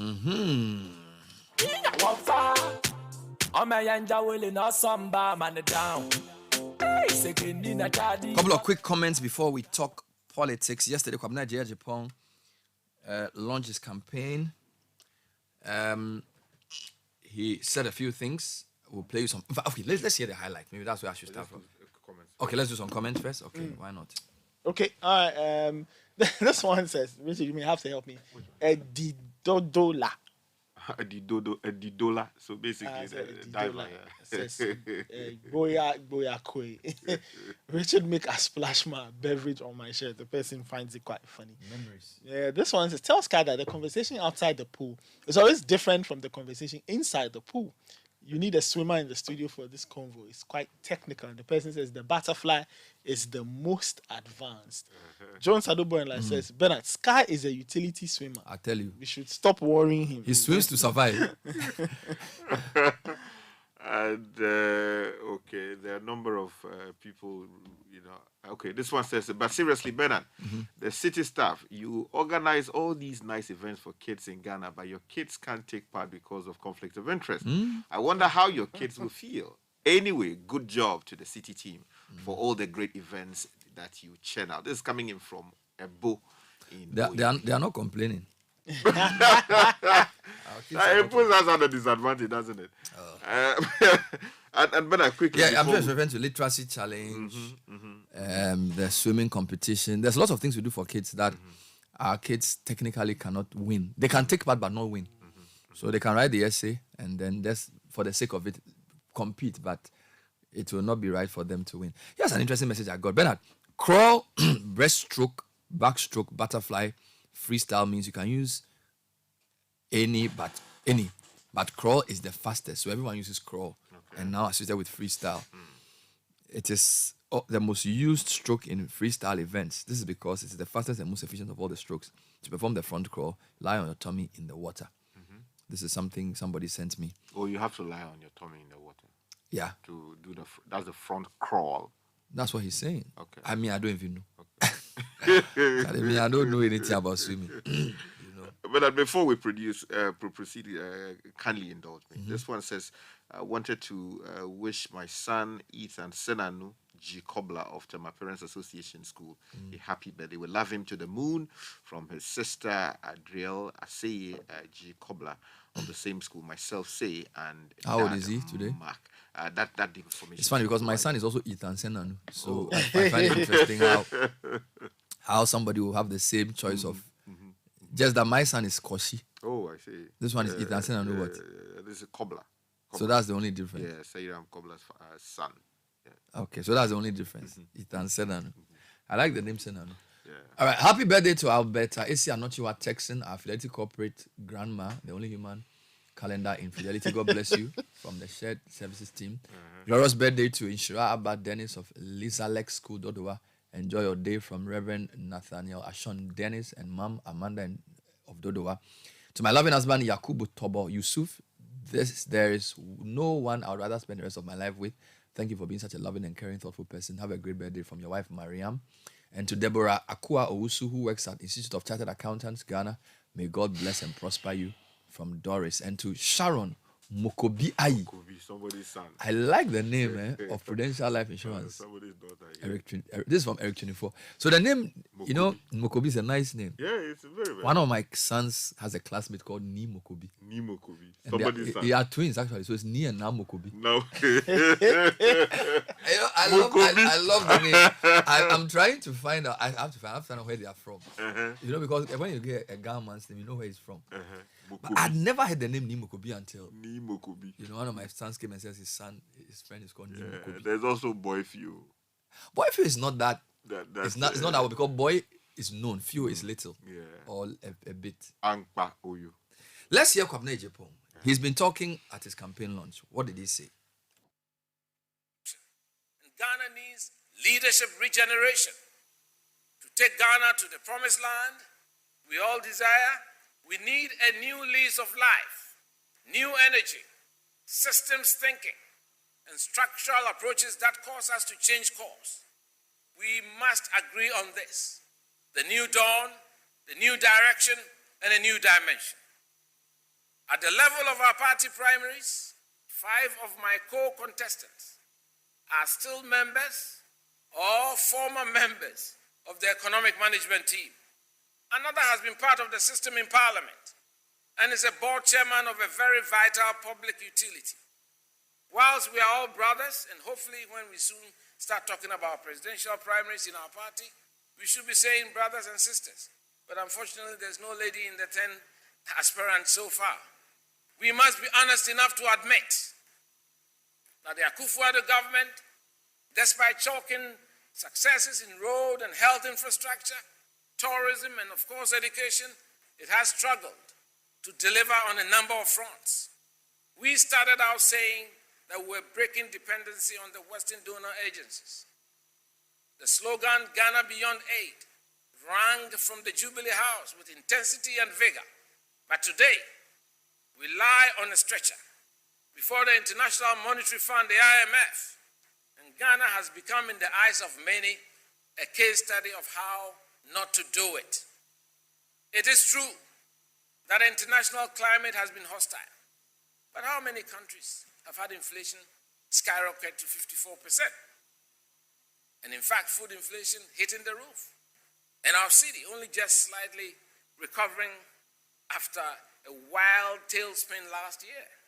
These are stark signals of economic distress, and we cannot hide these facts. We've had to endure a painful debt exchange program with our pensioners laying siege at the finance ministry. Our party, the MPP, cannot afford to put forward those who led us to this state. I want to repeat myself.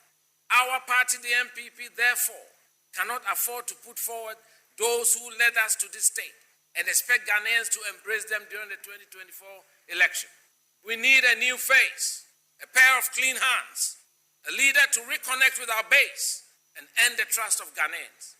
I humbly submit, I, Kobna Ejei Ejapon, offer the hope of a fresh start for Ghana. It is a matter of public record that I've always availed myself to this tradition. More importantly, for example, in the run-up to the 1992 election, under the Rawlings dictatorship, when it was life-risking to be associated with the MPP. I'm not a newcomer. I did not join our great tradition midstream after the danger abated. I have served this party right from the get-go and in many capacities. I was there when it mattered most and also when the party was at the peak of its glory. I gathered valuable experience doing so, sitting at the feet of some of the revered leaders of our tradition, the likes of the Venerable B.J. Darocha, Stephen Kreku, Peter Alajete, Albert Dubuahine, T.D. Brodiments, R.R. Amponsa, Kwame Donko Fojo, Alaji Bin Sali, Roland Al-Hassan, Johnny Selby, J.H. Mensah, His Excellency Aliyu Mahama, and of course, my boss, President John Ejekum Kufuor, who I dutifully served for over 5 years. I have served this party selflessly and sacrificed for this country. I learned, I grew, and I patiently climbed the ladder. So that was Kwabena Ejapon. The report, I think that the news report has been twofold in terms of the. So this is what he said. He said other things. The two main stories that have come out of this from his speech has been that people who contributed to the problem are different from those who can solve it, or something like this. Like, he is different because 5 of them are former ministers, and one of them is a former MP who's also head of a public utility, right? And then, so that was okay. But there's another one that was captured in the news that I read in the morning. Tell me about it. And I didn't hear it in this voice clip, but it was in the other voice clip where it says, you shouldn't choose a flag bearer who is new. Let me know. Well, we kind of heard that in this one. Oh, okay. There was a longer. Okay. Yeah. So, yeah. He said. We kind of heard that. He said they should not. I wanted the right word, but I'm not. As in an infant, sort of in the MPP. Yes, he said those who have been around since the time that there were dangerous times in the party, to paraphrase what he was saying, not when the times were smooth. Newcomers. Yes. So here's the story. Don't allow newcomers to lead MPP 2024 candidate appoint to delegates. Yeah. So that's what he's saying. So you can. So there are two things. He's saying, don't choose a newcomer, and also don't choose somebody who's been there in the heat. But it's funny because those who've been there, the people who've been ministers before, they can say that, well, at least we were there. What have you done in government? So I'm saying you can flip the argument. You can flip the argument and say, well, I was trade minister, I was finance minister, I was vice president. So I have helped. And managed something. Yeah, so you are from outside. So I'm saying it cuts both ways. Right? And I don't know how that will sound to delegates. Whether somebody who's an outsider, or do people need an outsider? If you're a party in government with 80, by the time you go to us, you have 8 years in power. Would you want an outsider or an insider? Do you get me? It's not very clear, and I'm not sure how that's going to play out in the election, because The other difficulty they have is that while you are selling yourself to your own party, so your party may be looking for whatever they are looking for, but that person must also tick a national box.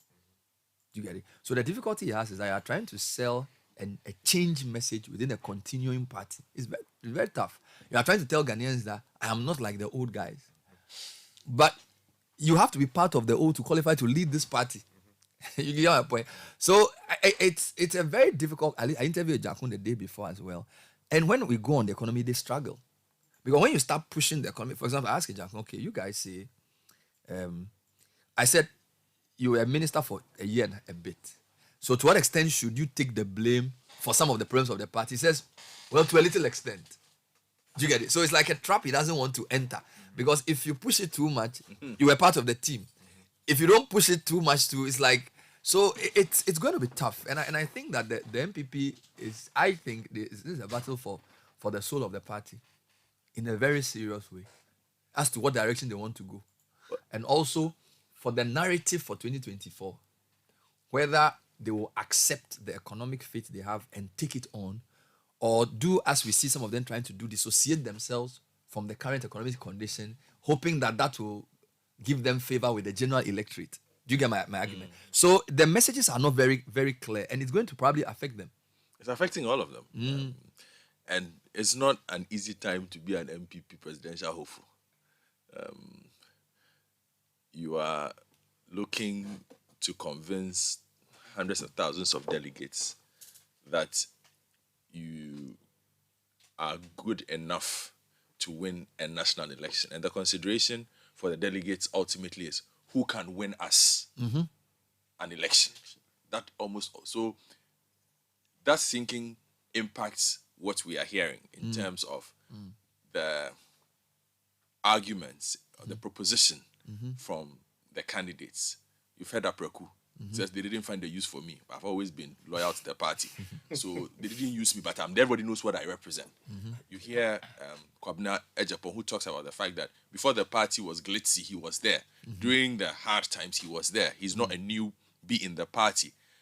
His loyalty cannot be questioned. And the fact that he has a certain strength, okay, and the fact that if you look beyond that as well, that economic, and there's a tacit admission in all this that the economy will be a significant point in the national election. Exactly. And delegates must always recognize that. When we get to convincing people on the national platform, the question will become, were you a part of the system that ran the economy down? That's the ultimate test for incumbent government. Exactly. When they are doing their primaries. Exactly. Okay, so you listen to the propositions to the delegates, and everybody's trying to find a spot for it. So you spoke to Wache Jakun. You listen to the angles that you listen to former Agric minister. He has he's singing a very peculiar tune. He keeps talking about the party. He most of the time he listened to me yesterday, the story you read today, he says he's going to do something set up for a chain party. of companies. So he's almost in his head, he's saying that I am appealing to delegates. He's not even started talking about national yet. Yes. He's thinking about how to make himself more appealing, because outside of the propositions that he has, the cases he's made for what he did for Agric, which he knows will be doubted by delegates, outside of the fact that he's not a people person, and the third one, him trying to let the party understand that I will build you a viable, economically strong or financially strong party as his value proposition to delegates. His message is a bit different. His is very, very different. Very direct for delegates. You know, whether that's what the delegates want to hear is a different issue. Yeah, but the thing is, he's talking to his party delegates. So there is that, you know. And then you've heard Dr. Mahmoud Baumia, who told us about how he's the nexus between Kufuor and Nana Addo. He's a product of the two living presidents. Yes, of so the tradition. Yeah, he says he's the seed of the two. It's a very important line to take now, because Oh, yeah, because he must establish his Kufuor credentials now to delegates. It's very important. Because no matter how small that group might be, in a race as tight as this, you might need that to carry you over the line. I know what I find interesting about him. He's probably the only candidate who has not run away from let me rephrase. I won't say he has embraced the way the economy is going, but when you hear him, he can't dissociate himself. So his message is more like, we are going to do it better than the opposition. Do you understand? Because a lot of these guys are like, well, like for example, I asked Ejako, IMF, he said we should have gone earlier. Somebody said we've done this. In fact, there was a story that Kwame Japan allegedly said MPP is like, this government is a case study for how not to do it. I don't know if it was quoted correctly in terms of how the economy has gone. But Bawumia is the only guy who cannot hide from the record of Akufo-Addo and has to campaign with it. Yes, so probably has to make sure it gets better. Yes. And in a strange sense, in my view, that gives him an advantage. How so? Because you see, delegates are party people. Yeah. So delegates don't want somebody who will run away from who they are and then also at the same time promise them something new. Do you understand me? So I think, I don't know how they think, maybe I'm wrong, but I feel like delegates will prefer a candidate to say, look, this is what it is, we are recruiting Russia, whatever, and we are going to do the last survey by Global Info. There was a particular question. How many of you believe that the country is in the right direction? There's actually a new survey. No, you know that to that question, a lot of them 70% said it's in the right direction. 30%. No. Yeah, but we are talking about MPP people. Let me just. That was the delegates poll. No, we are still talking about delegates. That was delegates poll. So that tells you that the person who creates a negative picture of the outcomes of the gains of the MPP, you are alien to this 70% people. That's the first. So you're saying that delegates, they need company. So that's why they responded to the poll by saying that the company is in the right direction. The country. So these are delegates. So if you position yourself as somebody who thinks otherwise as a candidate, you are likely to be alien to this 70%. Yeah, this is what I was trying to say. Yes. You get me. But again, coming to Kwame Japan, I mean, what else were we expecting him to say? I think he hit all the right notes. You know, he's a politician. He's an engineer, but he's not applying for a consultancy job. Yeah. He is using all the elements of political communication. You understand? Yeah. He talks about he's been in the party longer than most. Really. Good. He was part of the people who brought Afoko over in team. Team was there before Afoko. How about that? You know, but when it suits you, you can use all the jargons and create images in the eyes of people to get your way and to get. It's okay. I think. Why did Kwame Japan bring Afoko? No, I said he was part of the team. How can he bring? No, I just wanted to. He was part of that. So supporters of Afoko over in team. We all know that. Okay. Yes. So I'm just saying that if it's just about who has been there long enough, then he probably may not have been the one.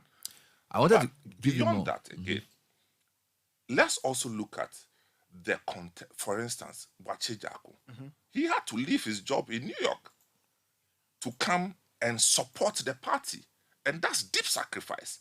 So the depth of his sacrifice is something that is of the essence. So I don't think it just has to be, I was there before you kind of thing. Because Boakye Jaako had to leave something from wherever he is. Bawumia had to leave his job to also come. And it's all part of the sacrifice.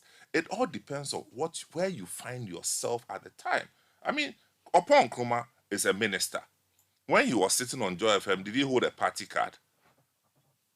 No. So it means he didn't come early? I think... I don't know. That's what I'm saying. But did you hear that he was part of anything? I'm trying to draw a distinction between what is the fact of holding and not holding. Holding, people would know, or people would not know. You understand? Or not holding at all is an entirely different matter.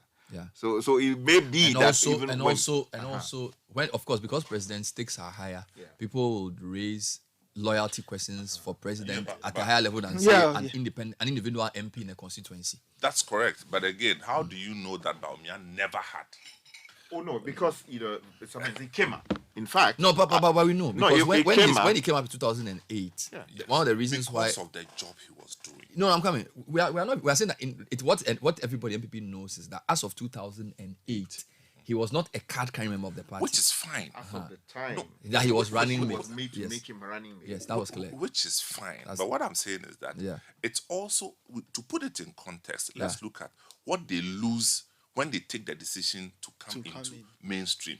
Which is why I give the Jaco example. Exactly. Fair enough. I wanted to move the discussion on. So the data you referred to was for April. No, actually, it was for the poll that was in June for MPP delegates. Now we have a new poll which is for the whole country, but they break it down into party supporters of NDC, party supporters of MPP, and then they ask the direction of the country. Okay. Now I'm trying to use that to just make a point. So 70% of the delegates of MPP say the country is heading in the right direction, and then 30% say the wrong direction. Now when you come to the overall sample, this is MPP, so this is not even delegates, this is voters of all party. Yeah. The people who think the country is going in the right direction has increased from 19 in April to 26. All voters. And then those who think the country is heading in the wrong direction has decreased from 74 to 63. So it's now 63 wrong direction, 26 right direction, 11% no opinion. All right. So the point is that between April and July, there's been a little uptick in the view of the country is a bit more favorable. But when you go into the breakdown, that's where it's very interesting. So when you look at the party affiliation among NDC supporters, 85% of them say the country is headed in the wrong direction. 7% says in the right direction. 8% say they have no opinion. So NDC voters, 85%. These are NDC supporters. Yeah. MPP supporters, 49% say right direction. 41% say wrong direction, and 10% say no opinion. So I think it goes back to the point. So MPP people, and these are people who say they vote for MPP. We are not even talking about delegates, general poll. Yeah. So they are saying that 50% of them say the country is in the right direction, 41% say wrong direction. So 50-50. So even in the MPP, do you get me? Even in MPP supporters, they are split on where the country is going. So and that number will include delegates and no, so it just goes to show that the closer you are to the party, the more you are disposed. So if you say you are an MPP, and I'm saying this to say that it proves that some of the polls may be right, because a delegate has a vested interest in the MPP. Yes. Which is bigger than an MPP supporter who votes for MPP. Now, if you look at floating voters, somebody who says, I don't support any party, 71% of them say the country is headed in the wrong direction. 18% say right direction. 11% say I'm not going to tell you. People who are undisclosed, 77% say wrong direction. 17% say right direction. And then NDC supporters, 89% say wrong direction. So when you put all of those three together, it's a big no. But even among MPP voters, they are split down the middle. But mind you, this is, where are we now? We are in July 2023. We have at least another 1 year, July 2024, and then August, September, October, November, December. So that's 12 months plus 5. That's how many months? 17. So it's a long time. It's a long time. President job approval as well. A little uptick. April, 29% among all voters is now 34 who say they approve. Yes. Who says they disapprove? 65 has reduced to 60. So 60 disapprove. 6% have no opinion. And then again by party affiliation, MPP voters, 60%, and this is very interesting, 60% of the voters approve, MPP voters. They approve of the job of the president. Yes, and 38% disapprove. Now, I'm saying this to say that, you see, then this is how I see it. 49% say the country is heading in the right direction, right? But 60% say they approve of his job rating. So among MPP voters, they like the man, at least compared to where the country is going. In where the country is going, they are more objective. Do you know what I'm saying? And I think some of these things feed into the way delegates also think, right? Because 60% of the MPP voters say, Akufo-Addo, Yankonkwa, 38% say no, 2% say no. Of course, NDC supporters, 82% disapprove. Floating voters, 67% disapprove. Others, 63% disapprove. Then, performance of government, all voters, 46% say very, very poor.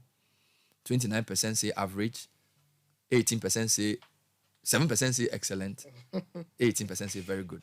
So I think that the call for debate by Kwabena Agyapong is interesting. That's one of the headlines that was missed. It's only Charles who raised that headline during the interview. I did see it on your website. Kwabena Agyapong is saying that there should be a platform to debate. As I don't know what you think about that. What do you, Brown hopeful. Do you think that will? What do you think that will do? Is it okay? Is it feasible? Will it work? We've always tried to do this, but the thing is that it won't happen because people believe that they have already chalked some advantages, which advantages could be exposed if they get themselves on some of these small platforms. So that's why it's not likely to happen at that level, but if it did happen, that would be a good step in the right direction. If it did happen, do you one of the ways in which you see a developed democracy is when not even just a democracy, where the institution is able to bring the party people together to have these debates. I feel like we could have even had thematic debates where you can do an economic one, because a lot of these cases are on economy. Then you can do a corruption one.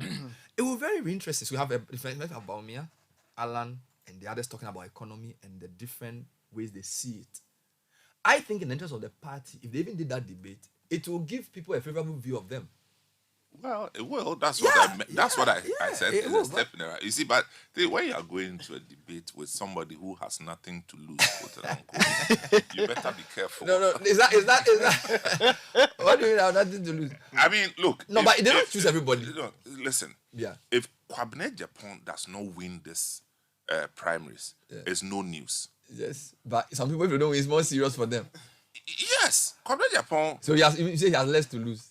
I only say less. What I'm saying is that I'm talking as a media person. I get you. If Kwabena Agyapong does not win, it's no news. Life goes on. If Baumia does not win, it's major news. Okay. In fact, it's international news. So your point will be that the people around the vice president may be very cautious of what kind of debate to allow him to enter.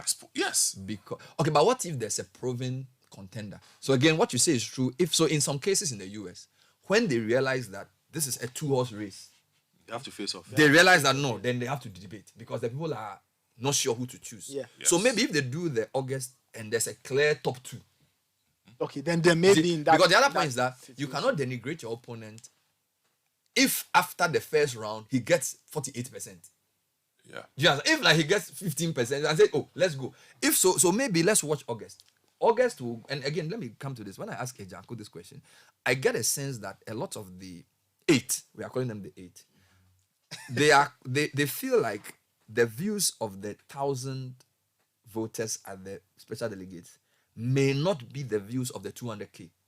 But that's always the case. Yes, that's clear. But I'm coming. But they are saying it to say that, but they think that the outcome of that vote can influence. Well, it will. Do you know what I'm saying? So if you ask a foot soldier who he will vote for today, he may say, "I'll vote for Nathan."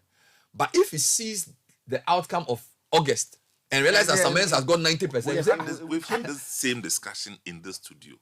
Yes, only last month we had this discussion. I wasn't here. No, you are here, and I made the point that it was a Friday. The super delegate thing is now going to be the main decider. Okay. Because once they see how it plays out, people will start adjusting. Because it's going to be a game of probabilities. But can't it and change? people will hedge their bets against the candidate who's likely to win. I have a question. Can that not work in the other way where if somebody spins the result to say that what the people at the top brass are doing is against what you guys are saying, so come out and correct that. I'm coming. So let's assume I am a candidate in the 8, and then I get 15% after round 1, and I qualify and I say, on the grassroots, you guys say you want me. Yeah, these 1,000 people who are vested in the system say that they want something different. So come out and correct that. So it could work. No, but if essentially it won't. The way the open, but the party has a structure. The party has a path. Now the path to the 200K lies through the 1K. Yeah. You cannot go and rally the 200K to come and change the 1K. If the 1K don't decide, which is the super delegates, you don't make it to the 200K. Hold on. Yes. Now, the tone of the messaging is perhaps better explained now by the fact that in that 1K are people for whom being new or old means something. If you look at the composition of that one, look at the composition. No, but that 1K are people who have vested interest. Yes. In the party. Yes. Vested interest also means they have longevity. That's what I'm saying. They have relationships. But what do they care about? That's the point. That's why I'm saying that it might not be that easy to figure out. You see, for the 200K, the things that they think about are how do we win this? Their relationships are not personal with the 8. You finish your point and I'll ask you another. Yes. With the 1K, if you look at the composition of it, if you can break it down. Yes, so you have the... Who are they? So they are the top brass. So National Council, National Executives, Regional Chairmen, Constituency Chairmen, former Ministers, former MPs who are all card carrying, current MPs, which are about 137, and then National Council of Elders, and then 3 reps each from the Nasara, women, youth. So this is like the party's topmost. Yeah. So for that group, which is for that particular group, the economy is not an issue. Because they know that whatever happens, this is what the message they have. It is an issue. What I think was is not a determinant. They are not going to say because the economy is bad, we vote for this person or that person. They don't care about those things. When Kwabena Japan makes reference to, I was there at this time. They know. There are people he was there with. Yes. Yeah, but you're saying that the foot soldier, he needs a message he can use when he's arguing with his people at the constituency that we can win. We can win. But hold on, no. The Jaco's argument is that this 1,000 people you are referring to, they are close to the top. So he believes that. But they're also close to him. No, they know him. Not as opposed to the rest. Not as opposed to the rest. His point is that these 1,000 people, I'm going to ask you about constitutionality and fairness in terms of this 1,000 versus 200. But his point is that these 1,000 are closer to. They have a first name basis with the candidate. So his point is that they are more vested in the status quo. I'm coming because we talk about establishment candidates and we talk about 2007 Kufuor Allen. So his argument is that these people, they are close to the top. So in his view, they will prefer for the establishment candidate to win so that all continues.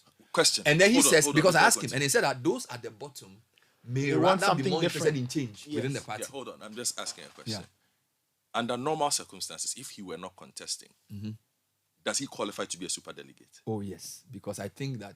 I'm just saying like Anajakun or because it's a former minister. I'm just asking. I'm trying to establish a point. He is. Almost all 8 of them are in one capacity or the other. So Alan is a former minister. Afri is a former minister. Kwabena Japan is a former national executive. Adainimo is a former MP. I don't know if a former MP's part who are card carrying in good standing. Apreku is a former minister, former MP in good standing. Maybe all of them. As apart from even in Safwa, the new guy is probably the only person. I don't know. Yes. So almost everybody is qualified to vote. Yes. So the point I'm trying to make is if the situation were reversed, and he were on the other side, would that be a point he would consider? His argument is that the makeup of that 800 is so top heavy that, in his view, those people will be more interested in. Not all of them, because they are different groups. Then there's a second argument. The second argument is about where they vote. Again, he believes, and some of the people in the 8 believe that if they were to vote at the same place, it will be fairer than if they were to vote at different places. Because in his view, if, for example, you have to vote in OT region, and there are only about 36 eligible people to vote in OT region, it's easier to be whipped in line there than if they were all voting at the same place at the same time. I don't have information on that. What I wanted to come to you was, MPP's constitution is very clear. The super delegates it's a constitutional issue, but his view was that seems to be knee-jerk reaction. And in retrospect, it may be unfair. In retrospect. He's not saying it's illegal. So I'm coming to your law. You are saying you want 200,000 people to vote for people. In that 200,000 makeup, 5 polling station executives in over 36,000 polling stations. So that's the base of the party. So the majority of the voters are on the ground. Then you create this group of high level 900 or something people to whittle down the 10 to 5. Is that not inherently undemocratic? You see, democracy is what we make it. Hey. And let me say that at the time that he was general secretary of the party, and Kobina is a good friend of mine, I respect him a lot. He was making decisions for and on behalf of the party. They were vetting people. National committees were vetting people and dismissing certain people they thought were not credible enough to be on the MPP's ticket. So if those systems have always been there as a way of distilling the right quality of people to lead a party at the constituency level or at the national level, I don't think that it is good practice generally to sort of now seek to demonize that structure and say that it is inherently undemocratic. Because, look, all of us cannot today sit to be fair, he didn't say that. Sorry, Communist Party didn't say that. Who said that? It came up. He suggested. Communist didn't say that. Okay. And Ejaku didn't even say, he suggested it. Okay, so I gleaned that from his submission. Yes, join the question. Yeah, but even if you are gleaning, yes, my submission is that it is an unfair way of critiquing the system, because even in our democracy presently, all of us as citizens of Ghana have a vested interest in the decisions that the president makes. In other words, we could have gone to sit in parliament together in one, sitting, and all of us saying what we believe is the right way Ghana should proceed. But we have elected people. Those people take decisions for and on our behalf. So it and makes sense. the legitimate expectation is that they are acting to a large extent in our interest. I get you. So if that is the structure we have always implemented, I don't So it's consistent. Yeah, it's consistent. So you vet people, you get the top brass to whittle down, and then they put to make a decision. Makes sense. Let me give you finally, this is a general poll for the MPP primaries now. This is info analytics released yesterday. No, when is 10th? When was 10th? 10th was 2 days ago. So in April, let me just go to this. So in April, when they did this poll, this national poll in April, Baumia had, let me just read the summary. A new national poll by the Global Info Analytics for July 2023 shows that the Vice President, Dr. Mahmoud Bawumia, has taken a 3% lead among all voters. So this is everybody, NDC, MPP, everybody, to lead the MPP for the 2024 election, following the formal launch of his campaign. The poll shows 36% of voters now prefer DMB to lead MPP, while 33% prefer Alan and 25% prefer Kennedy Ejepong. Alan leads DMB. Alan led. This is the key hook. Alan led DMB in April 2023 with 1%. It was 30-29 in April, because at that time, Baumia hadn't said anything. However, among the MPP votes, so the first headline is that Baumia has moved from 29 to 36. And Alan has moved from 30 to 33. So that's the first headline. Second headline, among MPP voters, DMB leads with approximately 50, followed by Alan with 33 and Kennedy with 16. So you see the skew now. So among general population is 36, 33, 21. But in MPP supporters is 50, 33, 17. So what this is showing us is that there's a clear trend that MPP people, when you start distilling the vote to just MPP, then the vice president starts doing better. When you make it a national poll, it's much closer. All right. And then he's going to release the delegates poll for July, because as of the last delegates poll they did, they hadn't picked the forms yet. So you can expect that once you get closer to the delegates, Baumia starts doing better. The other point is that the issue of dissociation, if you're an MPP voter, you don't want somebody to come and tell you that my party's record is wrong. So even though you know the party's record is wrong, you prefer somebody to say, I can use that record to still win the election. Okay. Just because it's like arming the opposition against the party. They don't want to hear that. That's why there's, a lot of our media is echo chambers. MPP supporters will listen to Oman because they want to hear, they want ammunition to go and fight this NDC friend. So if he doesn't want his flag brother to come and tell him that the economy is spoiled, he wants his flag brother to come and tell him that the economy is spoiled, but it didn't spoil like the Muhammad spoiled it, and we can fix it better. Which is why I think that from a political communications perspective, some of the 8 are making a mistake in the way they are approaching the campaign. That's my personal view. You see, Bernard, I think that, look, there's a general admission that the government has failed in delivering its promises, and nobody can color that. In terms of the promises they made to Ghanaians prior to 2016, and winning an election based on those promises. Returning in 2000 and promising to do better. 2020, yes, promising to do better. Those promises have not been delivered with the greatest respect to the people serving in government. They have failed astronomically.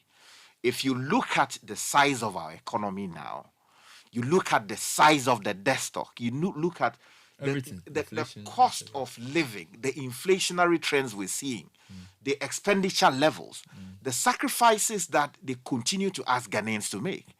Nobody properly thinking about the situation and looking at his pockets would say that this economy is in the right place. So even people from within the MPP have got to make that admission. Now, which is why you get the 50, which is why when you come to the issue of direction of the country, it's almost 50-50 among MPP people. Exactly. So you are right. Even there, half of them say the country is heading in the right direction. About 41 say no, it's wrong, which is a very high number for party voters. Yes. So you are correct. But the question is, does a delegate want to hear that? So I'm not saying that, you see, hear me carefully. I'm not saying that the people should go and lie. But if you are trying to win an election among delegates, what is your message to the delegate? Which is why what do you call Agric Minister, he's focused on how I'm going to build a party. So he's not even going to, he hasn't even spoken about he's talking about what he will do for the delegates, which may be the right strategy, because a delegate may not need to be reminded of the failings of his government. No, Bernard, from what you know about our politics. You see, but, you know what I'm saying? That would be somewhat dishonest as a person, because you first of all have to make the admission that, look, these were the things that a voter within the MPP, went to campaign for. Yeah. I went to communities in this country to say that we would deliver ABCD. And we have not been able to deliver. It's an admission. You see, but this same admission could be turned into an accusation. That that somebody is responsible. So it's right. So you can admit that we didn't do well. An accusation, that is somebody's fault, not my fault. You empower the opposition, and that's what unsettles delegates. You see, but across board. You see, that's a brilliant submission to make. But do you look at it this way? Yeah. If you first of all admit to people who are going to vote, right, that look, when I came to you with a certain promise. Generally, we have failed to deliver that. However, that goes to floating voters. So you see, that's what I'm saying. You have to distinguish. If you are doing a national election and you come and say heart on hand or hand on heart, there are things we didn't do and we can do better. That's a national message. But if you are going to a delegate to endorse you to lead his party, that admission may not be what he wants to hear. And I'm not endorsing lies. So I'm just saying that it's a question of emphasis. Yeah, but Bernard, we are all worse off. Yeah, but the delegates, that's why I have run a delegate system, because the delegates are not representing necessarily the average Ghanaian. I think most delegates represent themselves. They are looking for the best way to get their next plot of land to develop. So they will listen to everybody. When they look at it, they say, "Oh, are you Alan?" They say, "This guy is looking for Alan side, so I'm from Alan." So the delegates are not the best thermometer of the national mood. So, and I'm discussing political strategy for MPP who wants to win MPP primaries. So there's a way you can emphasize your message to satisfy the delegate to get his vote. When it comes to a national campaign, it's a different issue. Do you understand me? Which is why they attack the opponent. Opponent also attacks them. It seems to me as if some of the MPP flag bearer aspirants are running a primary campaign like they are doing a national campaign. Yeah, that's a mistake, which I think is a miscalculation. But what do I know? I sit in the studio. They go out in terms of talk to the delegates. I don't know. I just felt like I think that we should take a close look at the polls as well, because they say a lot more. And I'm not one of those who believe that we should denigrate polls, because you see, a lot of times in Ghana we are like, oh, the polls don't make sense. They don't work. Bernard, it's because of earlier polls that we've seen in this country. Yeah, but you see, we improve every day. No, but Papa, I get it. But see, if you want to enrich the discourse, you must do the legwork, which people are doing. Yeah, that's true. And we have to admit that human behavior can be studied and has been studied. Very much so. And now we are all able to tell you what delegates think in some areas. Which is why what we do is that when we do the polls, we also go on the ground to just recheck it. All right. So otherwise, everybody will come with their anecdotal wisdom and tell you that, oh, I think it's going to happen, and we cannot improve the system purely based on that. And I haven't taken your comment, Nathan. Any quick thoughts on the Kwabena Japan? Because for you, the people in the sports fraternity, I know you guys like him because he's one of you. No. A lot of the journalists like him. No, he does have history. You can't take. We all like him. No, let me deal with it later. Okay. I want to know what your thoughts are on his campaign launch, his use of media, and all of that. Well, to be honest, everything I heard him say yesterday, I've heard him say on different interviews in different iterations. So I wasn't too surprised to hear him say that. It just now he had now formally played his hand that he was going to contest. What I think the key part, or for me, what I find to be the anchor of his message is this longevity and loyalty thing that he's always espoused. That even when things were horrible, I was there. Yeah. When it wasn't palatable, I decided to do it. And when you speak to some of his colleagues at the time, they found his decision to jump headfirst into mainstream politics a little worrying, because that time it wasn't really fashionable to do it, but he decided to. Even while he was working while he was still working. I think he was working in some government agency. Yeah, he was. No, at the time he was a spokesperson for government resigned. No. This was before. He was working. When he was working at the ministry, not so. Yeah, so he at the hall of. No, you are not listening to him. We are saying that at the time that he was working. This was early 90s. Government. Yes. In the 90s. He was coming to even do an commentary engineer. and then talking points and all those things he was doing. I think he was working at Ministry of Roads or Highways. Ministry of Roads. Highways. Yes. Yeah. So he's shown his hand very early and managed to survive. And the other point though is that because history. You don't get me. Yes, because of what happened to his father, he's also had a certain level of. He's a special person in the party because he's emblematic of the suffering of that tradition. If you want a poster child of what the days were. And that's I think for me, I think again, political strategy. I think he and Ejakun can emphasize that a bit more, because when you talk about campaigns, Ejakun was shot. He was sent to the morgue and he survived. Right? Kwabena Japan's father was taken from his house as a 19-year-old and killed.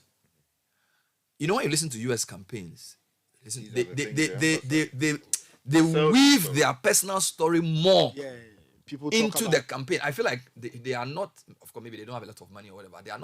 They are not using that enough, because it's a very powerful story that against all odds, as a firstborn child, you've managed to do all of this and still be this relevant 40-something years later after your father was gruesome. It's a very powerful story. It is a powerful story. Selling struggles. It's important. Yeah. What I ask myself a simple question: does it resonate with the delegate? Does it resonate with the modern day delegate? Does it resonate with somebody whose political consciousness was probably awakened, say, in the year 2000 or 1995? You understand? It could. I for now I can't tell, but that's the question I ask myself. And that's an important when I point you compare raised. that message. This point you said about when you look at the article I reviewed today about Ghana's demographic change, a large chunk of our voters would have had their first voting experience after year 2000. Yeah. All right. That means that this person was probably born in 1980 or after 1980. Yeah. Now, if you are born after 1980, some of the things that are important in the MPP may not be important to you. And I'll give you an example. So they keep talking about Dombo and all these names they mentioned. Sky, my first election I voted was in 2000. I was 19 years old. All right. I think some of the history is overrated for the current voters. I respectfully so. That a lot of young voters are looking at their living standards, jobs, and even if the person is going to vote for MPP, he may not know who Dombo and all those people are. And I don't know if emphasizing that give them any advantage. That's why you also have to admit, which you did much earlier, that we are layering as a people. So we are dealing with internal MPP elections now. Now, the question that people like Kwabena Japan will be whipping up is, if you cut me, can you find a true blue MPP blood? Or true? No, what I'm saying is that even the delegates represent the demographics, the 200,000 people. If you take the average polling station executive, he's below 40. Yes. So I'm saying that if you did a demographic breakdown of the 200 and something thousand MPP voters, I still think majority of them are definitely below age 45. So most likely, if you ask that person, so let's assume the guy is 38 years old. He is a polling station executive at Medina. His first election was 2000. What is important to this person? As against somebody who's been in the party since the 70s. So what I'm saying is that when I listen to a lot of these guys who talk about the history, most of these people, the first president they know is Kufuor. Which, most right? likely. So their point of reference about Ghana politics is that Rawlings was NDC, Kufuor is our first MPP president. And then there was Mills Mahama and there's Akufo-Addo. Yeah. So a lot of the history we try to raise, the Dombo tradition, and even the claim that somebody is new may not resonate with them that much because they are like, Charlie, this party, we know Kufuor and Bawumia. Like, you know what I'm saying? So it may not. I'm looking at it from an outside perspective that somebody who's 25 or 30 years old, that's a police station executive in Akwitia, he may not understand when you tell him that somebody who became your running mate in 2008 is that new. Because he himself, his electoral history as a person voting is very new. You get me? So we need to for be me, careful. as I kept listening to, I kept asking myself that question because to quote Jacob Shebilamte, he said, politics is a science and an art. The science lies in the numbers. And that quote has stayed with me ever since I heard it. Good. Now, all of this is really a numbers game. Yes. So, if you can't capture a large chunk of that demographic, really, then why are you emphasizing that message? Yeah, the war is a little complex for you because now you are dealing with people like Kennedy Ajipon, people like Dr. Bawumia, people like Alan, who seem to have good chunks of followers behind them for whatever reason. So whether I feel like Kwabena Japon's message is a microcosm of the 8. Yes. So in a sense, from my perspective, the 8 of them have one message. Bawumia has a different message in a way. It's like we are the people who were there before he came kind of message. Which I'm asking whether that message I think that message will fly. No, you see, that message is really divisive. It is insular to suggest that merely because a person came in later, that person doesn't have the right, strictly speaking, to represent the party. Because, look, the party is a going concern. Let me use it within that context. Like, it is not static. It's not rooted in 1992 or the years before Ghana became independent. Exactly. You understand? People will join, people will leave, people will move on. The question is whether within the superstructure of the party and the generality of the people forming the MPP today, they believe that a person A or B should represent them. Because first of all, there is a clear provision in the MPP constitution that determines whether you qualify to even run in the first place. Now, if the person, strictly speaking, is qualified by the party's constitution to run, he's been vetted, determined so as having qualified to run.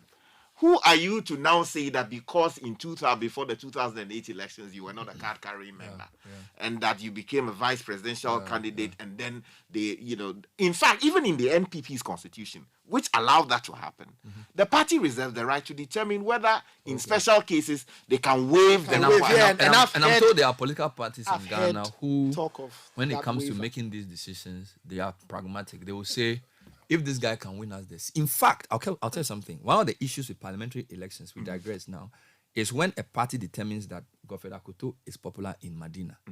He's not NDC. He's not even MPP, but his name sounds like MPP. Charlie Akoto, do you want to be MP for Medina? You say, I've not thought about it. I think about it, okay? Because we want to do something for you. They say, I don't have tickets. Oh, don't worry, we'll deal with that issue.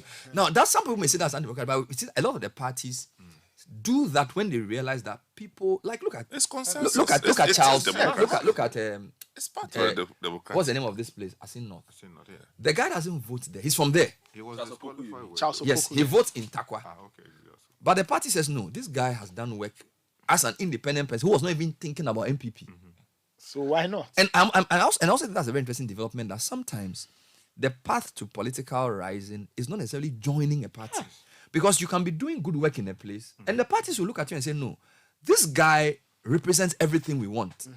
And therefore, come. So it's just a marriage. So inside they'll say, marriage if it's not against us, he's for us. So essentially, it's a marriage. Like that a lot. I mean, let's look at President Mills. Exactly. The man was teaching in his classroom somewhere when they went to pull the man that come and become vice In president. fact, Graham said, when he was doing PNDC, Mills said, won't you stop this thing and go and do your PhD and come and help us to lecture? What kind of nonsense are you doing in government? Yeah. So And he the said 10 years consensus, later, you know, Mills was building running meat and he consensus and is Graham also was part rather... of the democratic It's process. just a marriage of weights. Having a good estimate of the realities on the ground Yeah. and the timing is of the essence. Yeah. You understand? Maybe pre-2000, a Baumia type wouldn't have been the most attractive because you needed the wild people.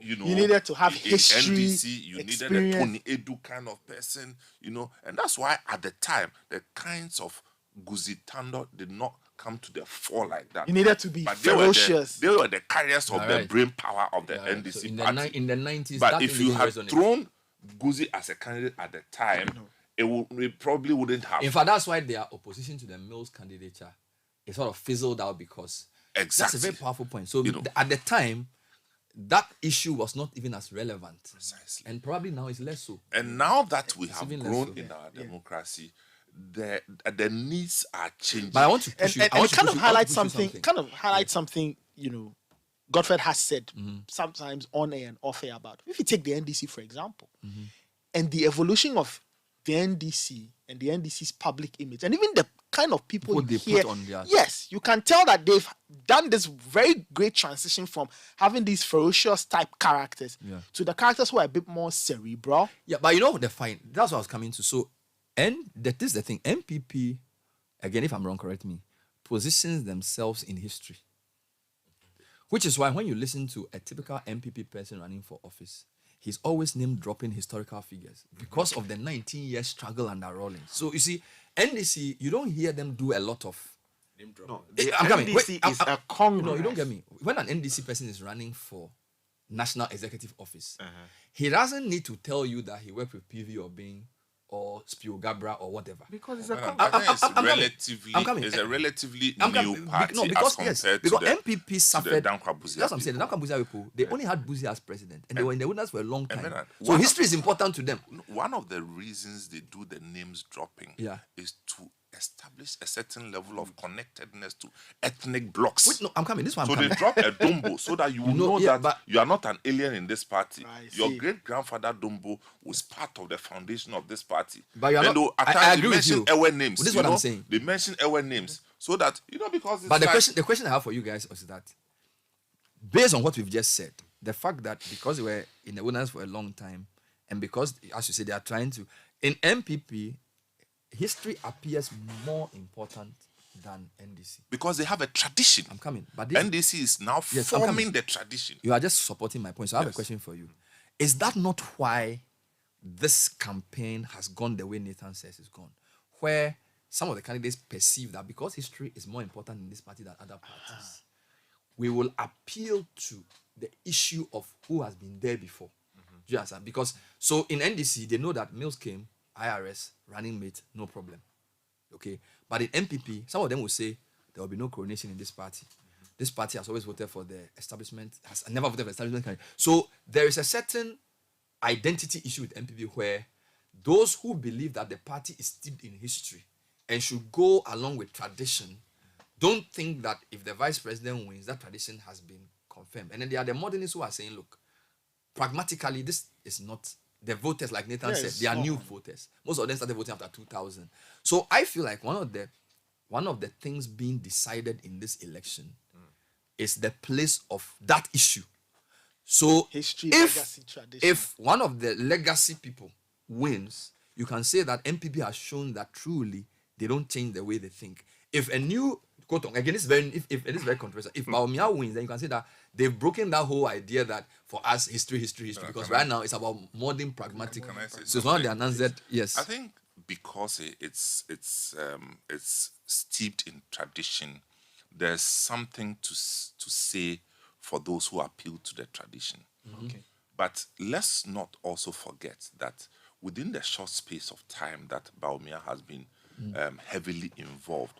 What Bawumia has done for the MPP, which prior to his inclusion had never been achieved, is how he was able to turn the votes in the northern sector in favor of the MPP. It's never happened before. So another fourth Republican. Yeah, that's what I mean. So what I'm saying is that it is also recognized that he single-handedly also brings something significant to the party. And people are reluctant to just let that thing go. Yeah. Take all the 10, how many are there? 10, right? Yeah. 10. Name one person who can bring the votes from the north better than Dr. Bawumia.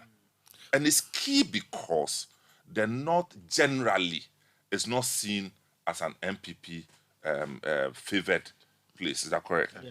So if you have somebody who at west splits the votes between MPP and NDC, you're on your way to victory. Well, that is what the people in the Bawumia team will like to push. The others That's will their basically selling tell you that tradition is important, history is important in this party, and that they feel like in fact, there's a queue system that the queue has. You cannot.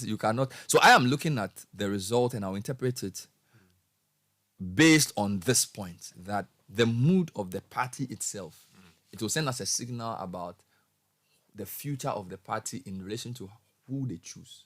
So I think time will tell. We'll review the rest of the poll later on television, where we'll look at some of the new numbers that have come up. And then, of course, there's a poll on the delegates themselves, which will be the first poll done after all have picked the forms. So far, all the polls we've had have been presumptive.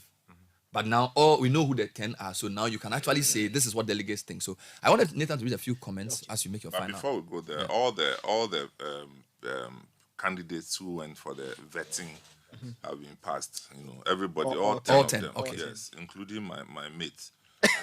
Francis Adani. Excellency Adani. Okay. So all the 10 have been passed. So this is news just coming in. Yes. Let's read a few comments and move to the next. So everybody.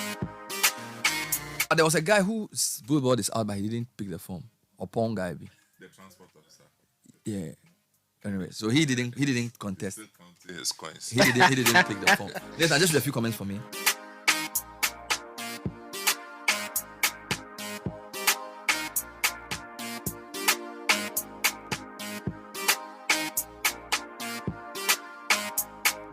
All right, let's go to some of the messages. Courage Koku at Befia Nyauji. Did I get the name right? Nyauji or Nyauji. Says Ghanaians have grown wary, Nyauji, okay, have grown wary of empty promises made over the last 30 years.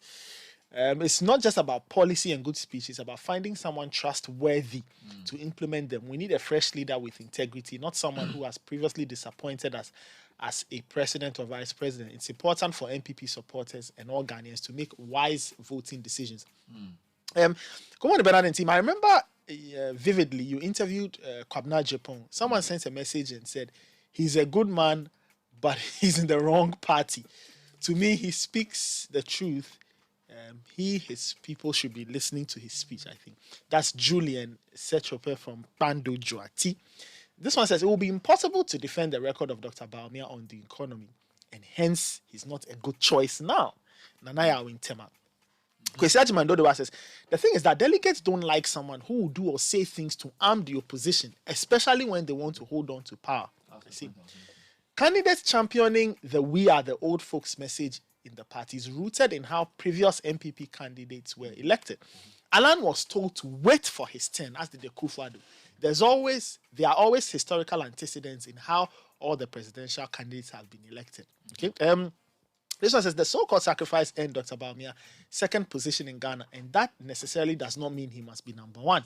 We need a candidate that can win the floating voters over, and Dr. Bawumia can't do that. This is the argument in the MPP. Yeah, but who can do that? No, go on. No, let's just go on. We don't know. If they knew, they would have just chosen the president. If you know, nobody knows. No one knows. This one says, please be straightforward with us. Do the people called delegates care about all these critical issues you are raising? It will eventually go down to how much they will be paid, and the birthright of the country is sold to the highest bidder. The main question is whether there's anybody anywhere qualified and known by Ghanaians to lead us out of this cyclical mess. It appears no, And the only option is let me take my share because there's no leadership, no future, only money is left. Stephen from Kuntun Sisenda. Daniel from Kofodia says the super delegate won't mean anything special. John Boydu's case is a test. We should pay close attention to Kennedy's campaign. If the vice president doesn't win outright and there's a runoff, whoever will compete with him will win. Right? This one says, Sky doesn't seem to understand GH politics or the party card bearer. No matter how poor his government performs, he will prefer sticking and defending them to rather join ranks with the opposition. Jack famously said, it's better to be a servant in a ruling party than a king. Let me read one last comment. Let me do one last comment on this point. This one says, I think the aspirants are aware that the delegates want somebody who can win a national election, and therefore their message is a bit more national, because the more appeal an aspirant has nationwide, the more likely delegates will lean towards him. So this text that assumes that the delegate is thinking rationally in the way you see it, because from some of the comments Nathan read, some people think the delegates may make decisions purely based on either money or sentiments or whatever. So it boils down to how delegates think. So we don't have to legislate that. We have a lot more time to go into this. So let's not debate it. We'll take a short break. A few things coming up next. There's a little bit more discussion on the sporting sector, which I want to do before I get into my next interview, because the FA has been involved in a congress for the past 4 days, and the Minister of Sports, for a day, actually. Okay, for a couple of days. The Minister of Sports has been there as well. Meanwhile, on social media, there's a lot of views around the sports sector. Football. Yes, football. So it seems as if the FA is living in a different world from the supporters. And I want us to go there small. Yes, we want to go there a bit to deal with that issue as well for us. So this is the Citi Breakfast Show. It's the Wednesday edition. Stay with us. My baby, my king, adore you. Akusia, what do you want? Baby, can you please send me... Hey. Now is not the time to send you money. Oh, baby. I just wanted you to send me your account details so I can send you some 10K for your upkeep. Hey! Why? How? My love, it's the Mega 6 Lotto I told you about last week. I chose 6 lucky numbers and I won. You won? Yeah. Baby, I'm coming over. This could be you by playing the Mega 6 Lotto. With only 49 numbers to choose from, the odds are always in your favor. Play with as little as 2 Ghana cedis for a chance to win millions of cedis every week. Dial *266# or visit mega6lotto.com to download our Android and iOS apps to make a mega impact on your life and the lives of others. Mega 6 Lotto. Mega winnings, mega impact. The Mega 6 Lotto is regulated and monitored by the NLA. Now we go live in 3, 2, 1. Elta Tigo is now 80. It's okay, Abna. Say XLO, Eltalo, say Sadie. That you know simple cry. 80. Simple. Tell your neighbor to tell a neighbor that your favorite telecommunication network, Airtel Tigo, is now 80. Simple. New name, but still provides you with affordable and reliable internet, clear calls, secure money services, and much more. 80. Life is simple. Hey, are you worried about your parties, weddings, hangouts, on what drink to enjoy for the celebration? Or you're worried about how to celebrate your friends and family during that special occasion? Bigo. Now that is Bigo. With Bigo, no wahala for the occasion. They made it for everyone to enjoy and have the ideal celebration. Bigo, the soft drinks that comes in 16 and 20 in a pack. Hey, Charlie, that is Bigo. A lot to go around in various packs. It's refreshing and good quality. Now that is Bigo. The taste is Bigo. Another quality product from Twillium Industries Limited. This advert is FDA approved. Bigo. If you want a British degree from a world-class university at a fraction of the cost, then join Lancaster University Ghana right here in Accra. With a diverse student community, vibrant campus life, and 50% scholarship to support your study, Lancaster University Ghana provides you with a world-class education that creates endless opportunities globally. Don't miss this once-in-a-lifetime opportunity. Apply to join Lancaster University Ghana, where learners become leaders. Admissions are currently open for our October 2023 intakes.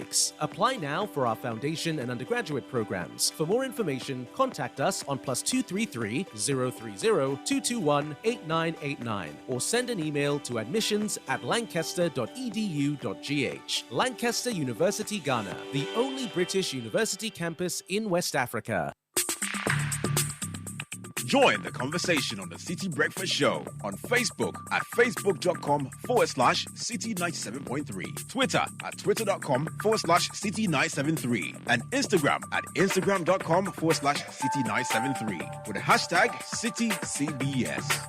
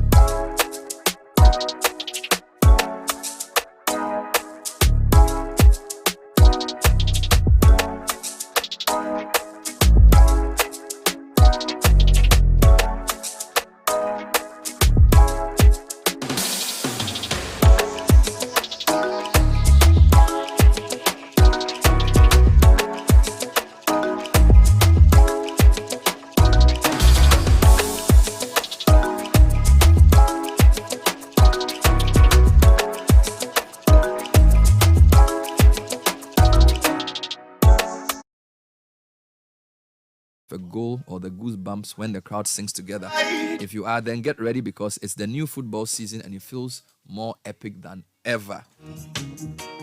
Only Go TV brings you all the La Liga and Serie A games, all the Premier League and UEFA games that matter. It's all the football you want and more. Get your Go TV decoder and 1 month super subscription for 249 cedis and enjoy all the great games because it be football overload. Let me be destiny. It's my life, my life.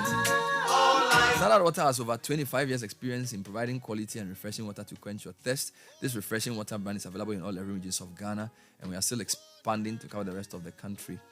And we have sachet, bottle, dispenser, mounted jar, customized water for your parties and more. Call 0202 055 703 or 054 73 34 385. Standard Water is FDA approved. False pretense on the road to destiny. All right, so there is a big congress taking place. It took place. It was just for a day. So this morning I noticed that you read a story. The Minister of Sports was quoted as about patriotism, having said that footballers, particularly of the national teams, should focus on patriotism and not money. Now, I sense that you felt he was not being fair to the footballers in zeroing in on them, which is why you read the story and left it the way you did.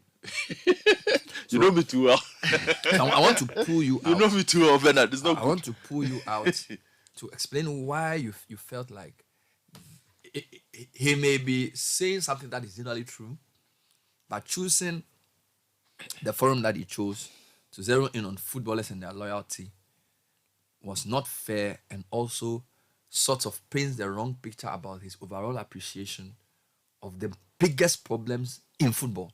I think you have nailed it right on the head. His appreciation of the biggest issues that should have been discussed at the Congress in presenting his speech. I can't tell him what to say, but my expectation, and I'm sure it would be a reasonable expectation, it is a reasonable expectation, is that when a sector minister shows up and the sport that you supervise, and it is your most popular sport, economically is also your most viable sport, also a significant employer, and it is in the state that it is in, and you show up at what basically is the AGM of that sport, you don't read a lightweight solidarity message. You should give them a charge. Give them a charge and ask questions. This is what we saw. Unless he read a message which buttresses the point I've always made about the government not seeing itself as a partner in football unless they have to pay money to the Black Stars. Now, in paying money to the Black Stars, that the government negotiates.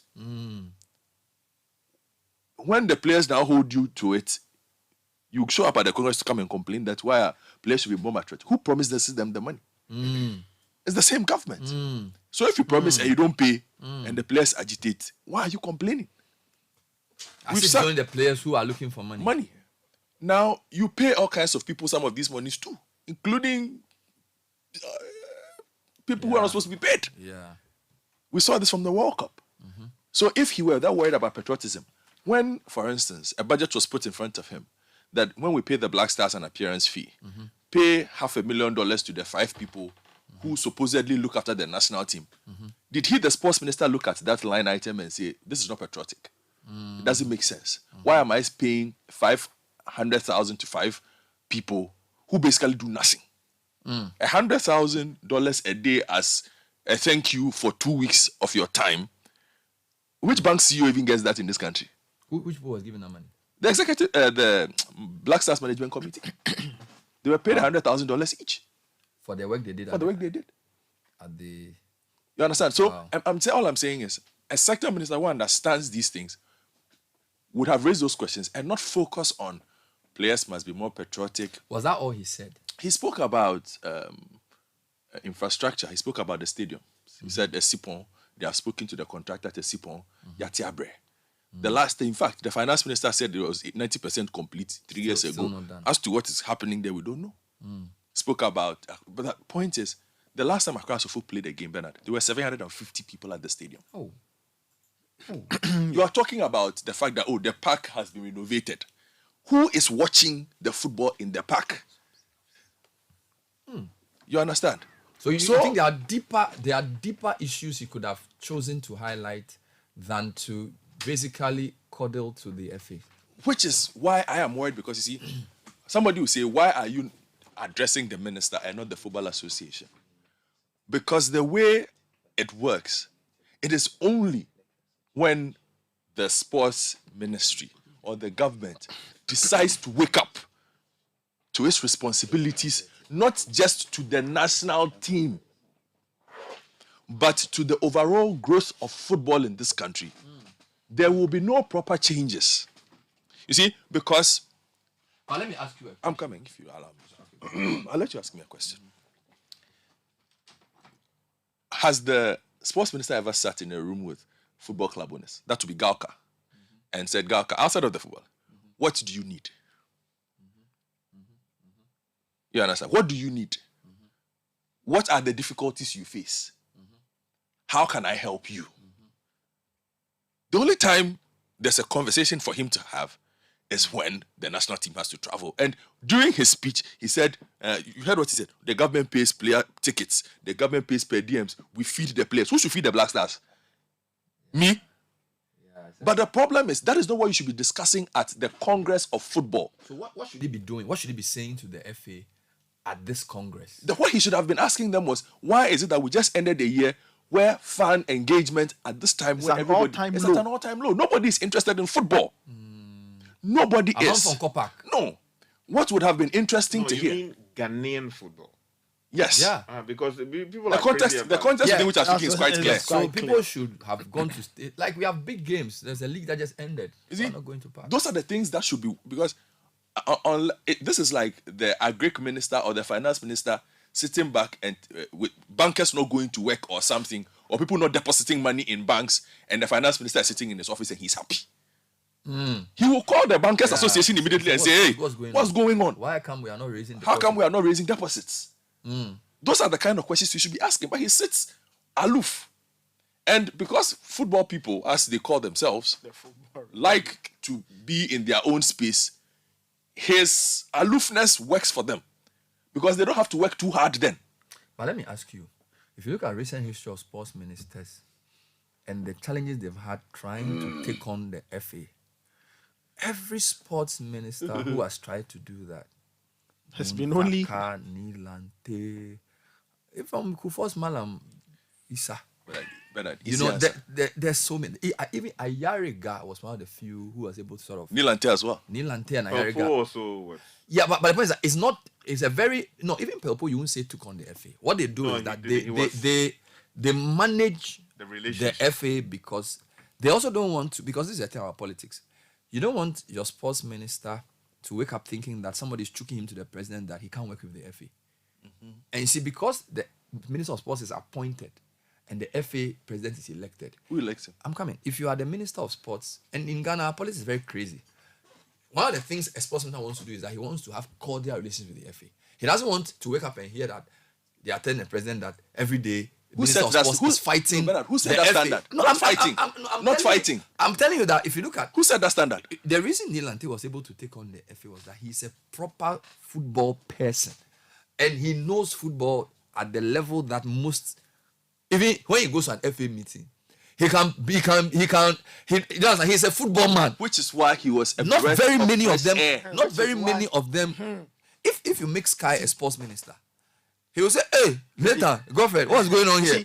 This FA thing, how do I do it? He'll say, hey, the first thing you should do is make sure you and the FA are on good terms because FA are the people who own football. That's no problem. Let me make a revelation. So what is you see, and this point that you just made, football politics understands this. But our politicians don't understand this. So here's the trick. As soon as a sports minister is named, the first thing that football politics does is to cozy up to the minister and say, Minister, the Black Stars, look. Now, our sports ministers like visibility. We have a lot of people who, outside of the fact that they had been named sports minister, would have been watching Black Stars players on television. So a lot of them now they get starstruck. And I am sad to say it, but it is true. They are told that, look, the only way you will succeed as a sports minister is if you are seen to be the Black Stars. Now, the Black Stars make the most headlines. So push the Black Stars. They push the Black Stars. Secondly, Bernard, whether we like it or not, it is very lucrative. That's where the money is. All the money comes with the Black Stars. I will not close my eyes to the fact that it is lucrative, and they make the point clear. It becomes a self-fulfilling prophecy. That if you also want to get something small, push the Black Stars. So most of the sports ministers we've had come, and within a month or two, but when this sports minister came, Sky, did we not sit here and issue a warning and say, first thing you should not do is cozy up and go and chase the Black Stars? But then he realized that the only way he will gain any relevance, because, which is sad, that a lot of them end up thinking, which was why they fought with Nilante, because Nilante knew that he does not need the Black Stars to be a relevant sports minister to the general public.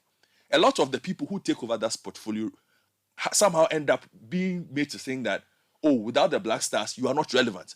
Because they'll be at the stadium. Black Stars something, Black Stars this, Black Stars that. So there's a lot of work that needs to be done. A lot more assertiveness. Hold on. Why aren't we rather taking on the FA in this conversation? Because it's their Congress, it's their record. The sports minister has 25 sports to look at. He has a minute to come and congratulate the FA. He says, look, football, but we should be more hard on the FA, not the I am hard on the FA as well. You see, but I have reached the point where after close to 20 years of monitoring and following the football system, I understand the fact that nobody can call the FA to order. Serious? Who? Parliament. The football. Parliament. So the sports minister can use the parliamentary committee if he's so minded. So Parliament can help him to deal with the FA if he's so minded, because the committee can do that without inviting FIFA sanctions. No, you don't. They pay the money. Sanctions. The parliamentary committee has to approve budget, so they can FIFA say sanctions. we don't agree to this. We'll take a break. I will come to this point. Today I didn't give you a lot of chance. It's okay. But thank you. That was Godfred trying to enter some waters. We'll be back with more. Stay with us. This is the Citi Breakfast Show, the city's biggest conversation. Out of over 10 million Ghanaians employed, only 1.9 million are actively contributing to SNIT. For most people, their retirement plan is either their children or savings. What if your child is unable to care for you? Long life depletes your savings, or you suffer permanent disability. Financial support from loved ones in your old age is a blessing, but you should not rely solely on them. Whether you're a fashion designer, an online entrepreneur, a lawyer, or a business owner, today, life is good, but tomorrow may be different. Register with SNIT and sign up for SEED for old age pension, invalidity pension, and survivor's lump sum benefit for your nominated dependents. Take control of your future. Eyo Udachio, Fano Pass now. Dial *711*9# to pay your contributions. Contact SNIT on 0302-611-622 or on socials at SNIT Ghana. SNIT, we deliver on our promise. T's and C's apply. SSNIT. Are you looking for a university that will prepare you for the challenges of tomorrow? Look no further than Academic Citi University College. With a focus on innovation and experiential learning, you'll get hands-on experience in your field. Our world-class faculty will guide you every step of the way, and our collaborative approach to learning will prepare you for success in today's global economy. So if you are ready to make your mark on the world, Academic Citi University College is here to help you succeed. Apply now at our website www.act.edu.gh or call us on 059-403-0308. Academic Citi University College, educating future-ready leaders.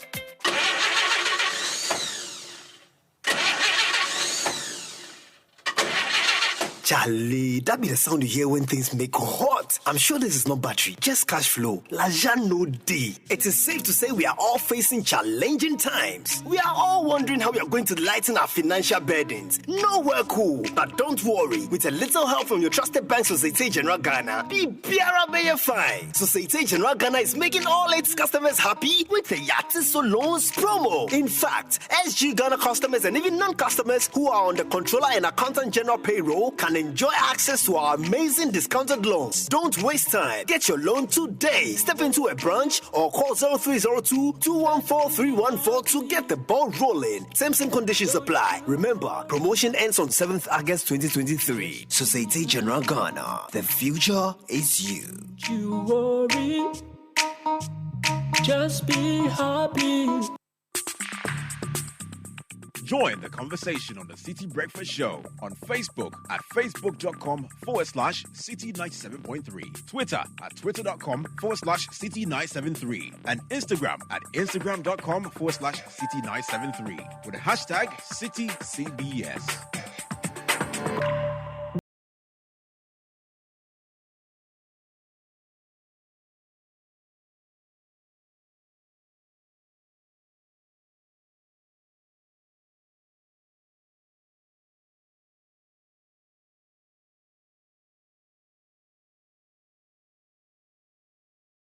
To 10, I have in studio 3 gentlemen and a lady. Jude Fosu Jemfi is the CEO of Prospectus Ghana. They are, I will call them our official school partner, if you like, school support partner for the Literacy Challenge. This is not the first time. I think it's the second straight year that you are on.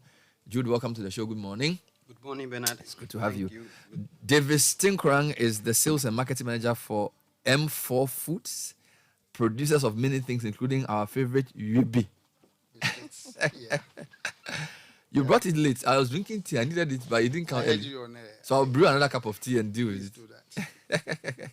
Davis, welcome to the show. Thank you very much, Bernard. This is the first time they've come on the Literacy Challenge. We're happy to have them. We have another veteran supporter of the challenge. This company has been with us for many years. SIC Insurance have been supporting Literacy Challenge at least for the past 7 years, if not more. Erwin Kofi is the Deputy Head of Sales and Market. Erwin, welcome to the show. Thank you very much, Bernard. Yes, let me start with Apioko Sarah Mashong, who is from the Citi team. Apioko, you've managed to bring 3 key sponsors together. The Literacy Challenge this year, how has it gone? We have 2 days for the first level to come to a conclusion. We do, and Bernard, we're inching towards 1,000 entries. Sorry, 2,000 entries. All right. Yes. All right. And so let me just recap what the Literacy Challenge is about.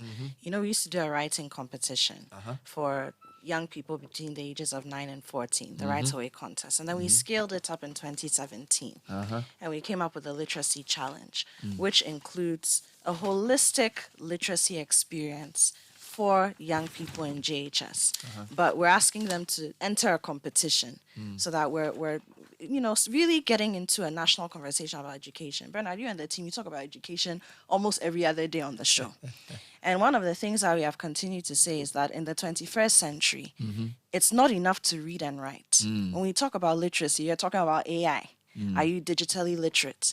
Are you literate about your environment and your surroundings? Can you take the experiences that you go through every day, the things that are available to you, and apply them for the betterment of your community and the world?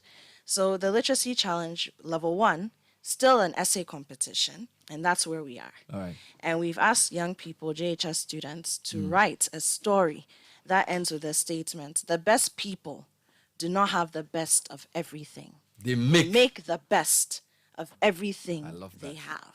Wonderful. And look, they've written. I've been saying this morning that I think we need to do a short story anthology because the stories that have come through, solid. Some of them, we're worried that it's AI, but so we don't want to just limit it to the top 50. You feel like if we can pick, in terms of originalities on the stories, we can publish it into a book. Absolutely. Because the stories are that creative. Amazing. Let's come to Prospectus. So, Mr. Fosu Jemfi, who is Prospectus and how did you arrive at the decision to support the Literacy Challenge for the second straight year? Good morning once again. Morning. Bernard. I like your outfit. Thank you. Made in Ghana. You will give me one. Oh yeah. If you can give me paper. You would introduce your tailor. Your tailor. So yes. He does one. It's called Roots and Abu. I love it. Yes, solid. I love it. Thank Prospectus Ghana. We are one-stop shop for all school items. When we say all school items, not 99%, 100%. If you need anything for your senior high school admission and you come to Prospectus Ghana, you buy everything. Trunk, chobos, mattress, pillow, bed sheet, sheet-tog, everything. Wow. Prospectus Ghana, that's what we do. We are on board this City Challenge. We stand for everything education. And for us, what City Challenge, Literacy Challenge is doing, you are preparing the students for a brighter future. Yeah. When they are able to write good compositions and they write their exams and they pass, we benefit because then we are going to find a lot of people going to school who would come to Prospectus Ghana and do business with us. So for us, we would want to be with you through and through. I see. Any day, any time. So apart from the prospectus that you supply in terms of what they need for school, do you have any particular new product that you've introduced within this period? Thank you. Yes, we do. We've introduced school care. What we have realized over the years, the few seasons that we have done, parents come with complaints that they are giving a very short time to prepare and send their wards to school. And sometimes it becomes difficult organizing the money to buy the items. They spend around 3,000 Ghana cedis to finish buying all the items. So we have introduced school care. What we are saying is that don't wait till the D-Day. Start putting down some money. You use our short code. If it is 100 Ghana cedis, you dial the short code and you deposit 100 Ghana, 200, 300. So that by the time the results are released, there's some money in there. There's some money in your account wallet. So that you come and select your items I like and that. then you go home with it. Amazing. So the things you supply for schools, I hope you have UB biscuits inside. If not, you have to put... Yeah, we have. Because if your chop box is not complete without UB. I tell you. And I bring Davis in. I like the name of your biscuit. But let's talk about M4 Foods first. Who are you? How long have you guys been in the system? Okay, so we've been around for the past 2 years. Okay. So it's a new company? Yes. The company was incorporated in 2020. Okay. We started operations 2 years ago. All right. And I would like to say we are a proudly Ghanaian biscuit manufacturing company. Okay. When I say proudly Ghanaian, what I mean is it's wholly Ghanaian ownership. Okay. And wholly Ghanaian run biscuit manufacturing company. So everything about the company is all Ghanaian. So it's made in Ghana. Made in Ghana, run by Ghanaians. Everything about it is amazing. So that's M4. Is that the only product you have, or UB is the flagship product for now? UB is the flagship product for now, and it's a mix of chocolate and vanilla flavored biscuits. Yes. Why the name UB? Why no Ruby? Everybody must choose some. So it's Ruby because the whole idea was to, come up with a product that is enjoyable by everybody. Everybody can enjoy. Our initial focus was the school-going kids, but we realized the product never gets to the children. The adults intercept. When the parents buy it.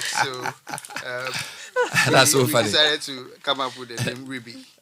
Yes. So the adults can choose some. Everybody can and give some to the children. Kids. Yes. Yeah, I've seen something baked under hygienic conditions and in our traditional ovens. This delicious African-made snack comes out crunchy and exceptionally tasty, leaving you wanting more. A great snack for all. VB, our product, our pride. Yes. So the crunchiness is one unique aspect of the product.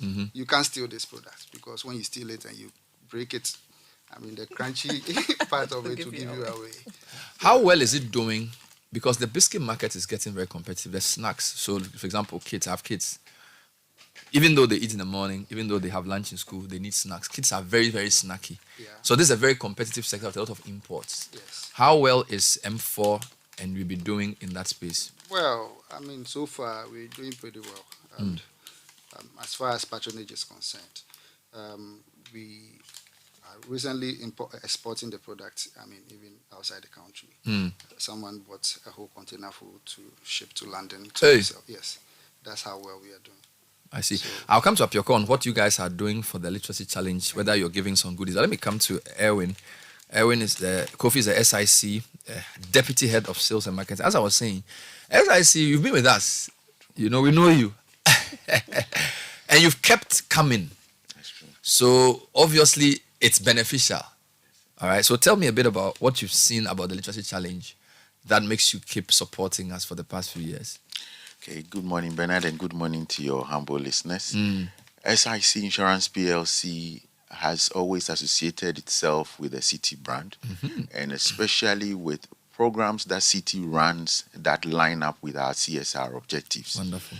One of our core areas in our corporate social responsibility policy is education. All right. And when Citi FM is running a program in the line of education, we can't wait to get on board. That is why we are on board the Citi FM Literacy Challenge. We've been on this over the years, and through it all, we've seen how we have supported a worthy cause. Therefore, when we got a call that this year's program was coming on, we didn't hesitate at all than to jump on board. So mainly, as part of our corporate social responsibility program, we are supporting education, and especially at this level, because when we catch them young and they understand literacy and they understand insurance, they would grow pushing and emphasizing insurance in every aspect of their life. We believe that the children are ambassadors in the home. And when the children understand insurance, they can get the parents to patronize insurance products. You are the oldest indigenous insurance company in the country, so you've been here for many years. That's true. What is your flagship product, or what are you emphasizing this time as a company? Good. Thank you very much, Bernard. We came in 2 years ago pushing for children to get the parents to see the need for homeowners insurance. Homeowners insurance. Many parents, they love to hear about homeowners insurance, but they draw back when it comes to purchasing it. But when the loss occurs, the kid loses his exercise books, his school bag, and everything. And whereas the parents have backup to their information on their laptops, he or she has no backup to her books and her stationery. So when the home is protected, everything she uses for school is also protected. Now, when the home is protected, her entertainment on the television is protected. the toys she plays with at home is protected. So we believe that in as much as these children are having an enhancement of their literacy level, if they could understand the need for insurance, one dry area in finance is insurance. Very, very many people see insurance as the last thing they could ever take, but they little know that insurance is not expensive. So when we get these children to run this drive at home, they conscientize their parents about the need for homeowners insurance, even prompting them about the renewal of their motor insurance, letting them know that, mommy, daddy, now insurance is compulsory in certain areas. If you are importing things in Ghana or exporting, it's compulsory to do marine cargo insurance. Daddy, if you are a professional, you need to have a professional indemnity insurance. So when the children understand bits and pieces of insurance, they can help their parents to comply. We're talking to key sponsors and partners for the 2023 Literacy Challenge. You just heard Erwin Kofi, SIC's Deputy Head of Sales and Marketing. Davis Tinkrang is the Sales and Marketing Manager for M Foods, producers of Ubi Biscuits. And of course, Jude Fosu Jamfi, Prospectus Ghana Limited. He's the CEO, and they've been talking about their school care product, among other things. Apioko, Sarah Mashong is here. So Apioko, 15th is the final date for submission. Just walk us through what next in terms of timelines. Right, so you rightly said this Saturday. When you say the 15th of July, it sounds like it's far away. 72 hours. Right. Saturday, 15th July, 11:59 p.m. Wonderful. If you haven't brought your essay by that time, your story, your entry, then you lose out on a chance to partake. If it's not in the mail. Or if it's not in the mail, yes. You lose out on the chance to be a part of the Literacy Challenge 2023, which also means that it's very likely that you'll not meet these wonderful gentlemen and their teams. And look, I must thank our sponsors who are here, because it is not easy to get people to buy into some of these things that we are doing. For some people, education, we've been going to school. We are paying school fees. Why should we care about anything extracurricular? So for a whole company to sit down and say we are sponsoring this because we believe in education and what it can do for our young people and the potential we have, we're grateful for that. So the deadline is 15th July. Now, after that, our external examiners who are feverishly waiting will receive these scripts. And what happens is we've got 3 of them. So we distribute the scripts amongst them. They mark them. Each of them has their top 50. All right.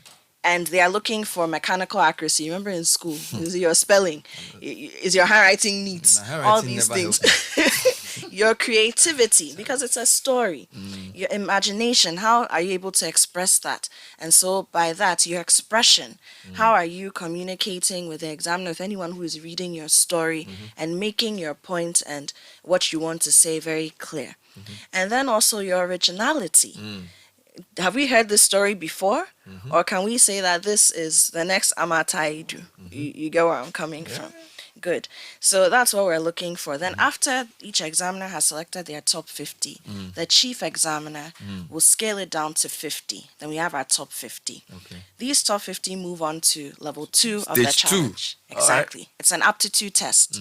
100 multiple choice questions. 1.5 hours. You and the paper. General knowledge. And you're good.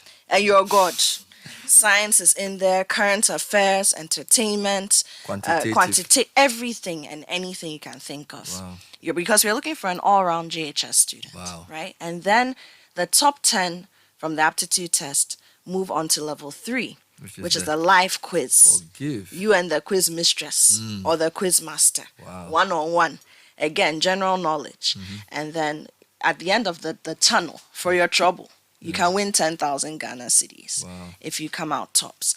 And of course, even in between the aptitude test and the grand finale, different prizes. And then we get to camp them for a few hours.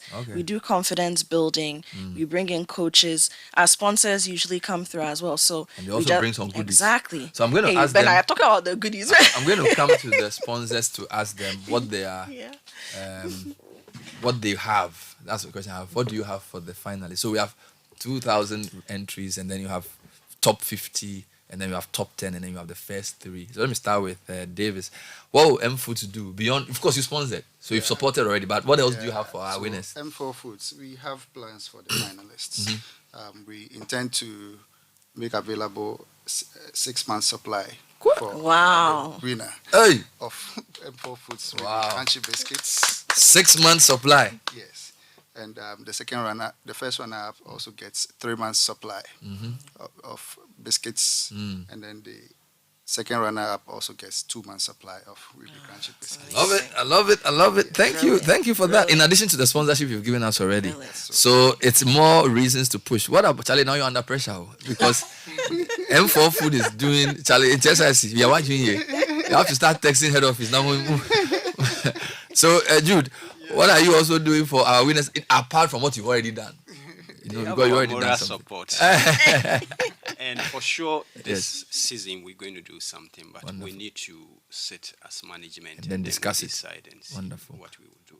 We expect the likes of Samuel Kweku, Jemfi Gariba gave a very good contest last year. Yes. I was there at Alisa Hotel to watch this guy, small boy, and Charlie.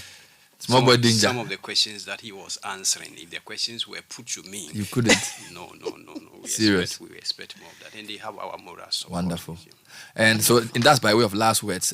Erwin, what's your final comments from? I was just texting my head of corporate affairs, and he tells me there's a check. There's a check for the winner, and it has a number of zeros. So we're definitely going to do a cash prize for the winner. Wonderful. Yes. In addition to insurance products that they will definitely have to sign up on for their finalists as well. We're going to have a sign up for the top 10 that will go for the program. We're going to have insurance products for them also that they will sign on. Thank you. All right. Thank you very much. I was speaking to Erwin Kofi, SIC's Deputy Head of Sales and Marketing. David Stinkran is the Sales and Marketing Manager for M4 Foods, producers of UB Biscuits. Jude Fosu Jamfi is the CEO of Prospectus Ghana, your one-stop shop for school items. Apioko Sarah Mabe. What's your post at Citi? Head of Programs Production. No, you are too big. Just I don't even know. Charlie, you are too much. She's quiz mistress, everything. So Apioko, thank you for being on the show. Thank you. Please buy SIC insurance products, buy UB Biscuits and Chew, and buy Prospectus Ghana for your students.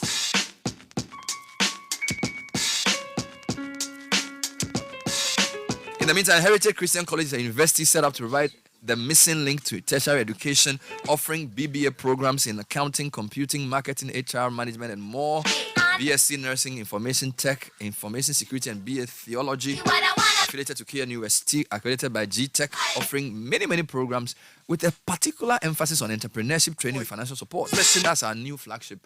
It's entrepreneurship training and financial support. 1 student, 1 laptop. Terms and conditions apply. Register today. Call 0202-298-399 or simply dial *789*300# for online registration. Heritage Christian College, a university training compassionate entrepreneurial leaders. Now looks ugly. ECG is informing the general public of our Operation Zero, effective Tuesday 11 July to Monday 11th September. Operation Zero will deploy our staff to the premises of customers to demand payment for outstanding bills. Visit households to also ensure we capture you in our database. We are granting moratorium to all who are consuming power without paying for it to allow you to regularize your operations. Operation Zero will be assisted by security agencies. We are calling all district, regional, and other staff to get on board, and for that reason, there may be low service within the period in some of the areas as we embark on this activity, which is backed by the law. PURCLI 2413. Help ECG serve you better. Graphic Business in collaboration with Ghana Insurance Association under the auspices of the National Insurance Commission is organizing the National Insurance Fair 2023. Plan to open on July 20 with some special industry supplement and interspersed with some relevant insurance pitch sessions. Starts on the 20th, is until 22nd. Accra Mall Food Court, 8 a.m. to 7 p.m. Call 0242-650-449 or 054-8019-572. Old Mutual is a leading financial service provider in Ghana, offering innovative customer solutions across the country. Workforce of over 500, playing a crucial role in championing customer operations. Prompt claims payment. First to introduce WhatsApp insurance and annuity package with a 16-hour call center to help you get in touch with us. Call Old Mutual on 0501 579 204 or visit our website, oldmutual.com.gh.com. There was empires in Africa called Kush. That's all we have time for today's edition of the Citi Breakfast Show. City News at 10 is next with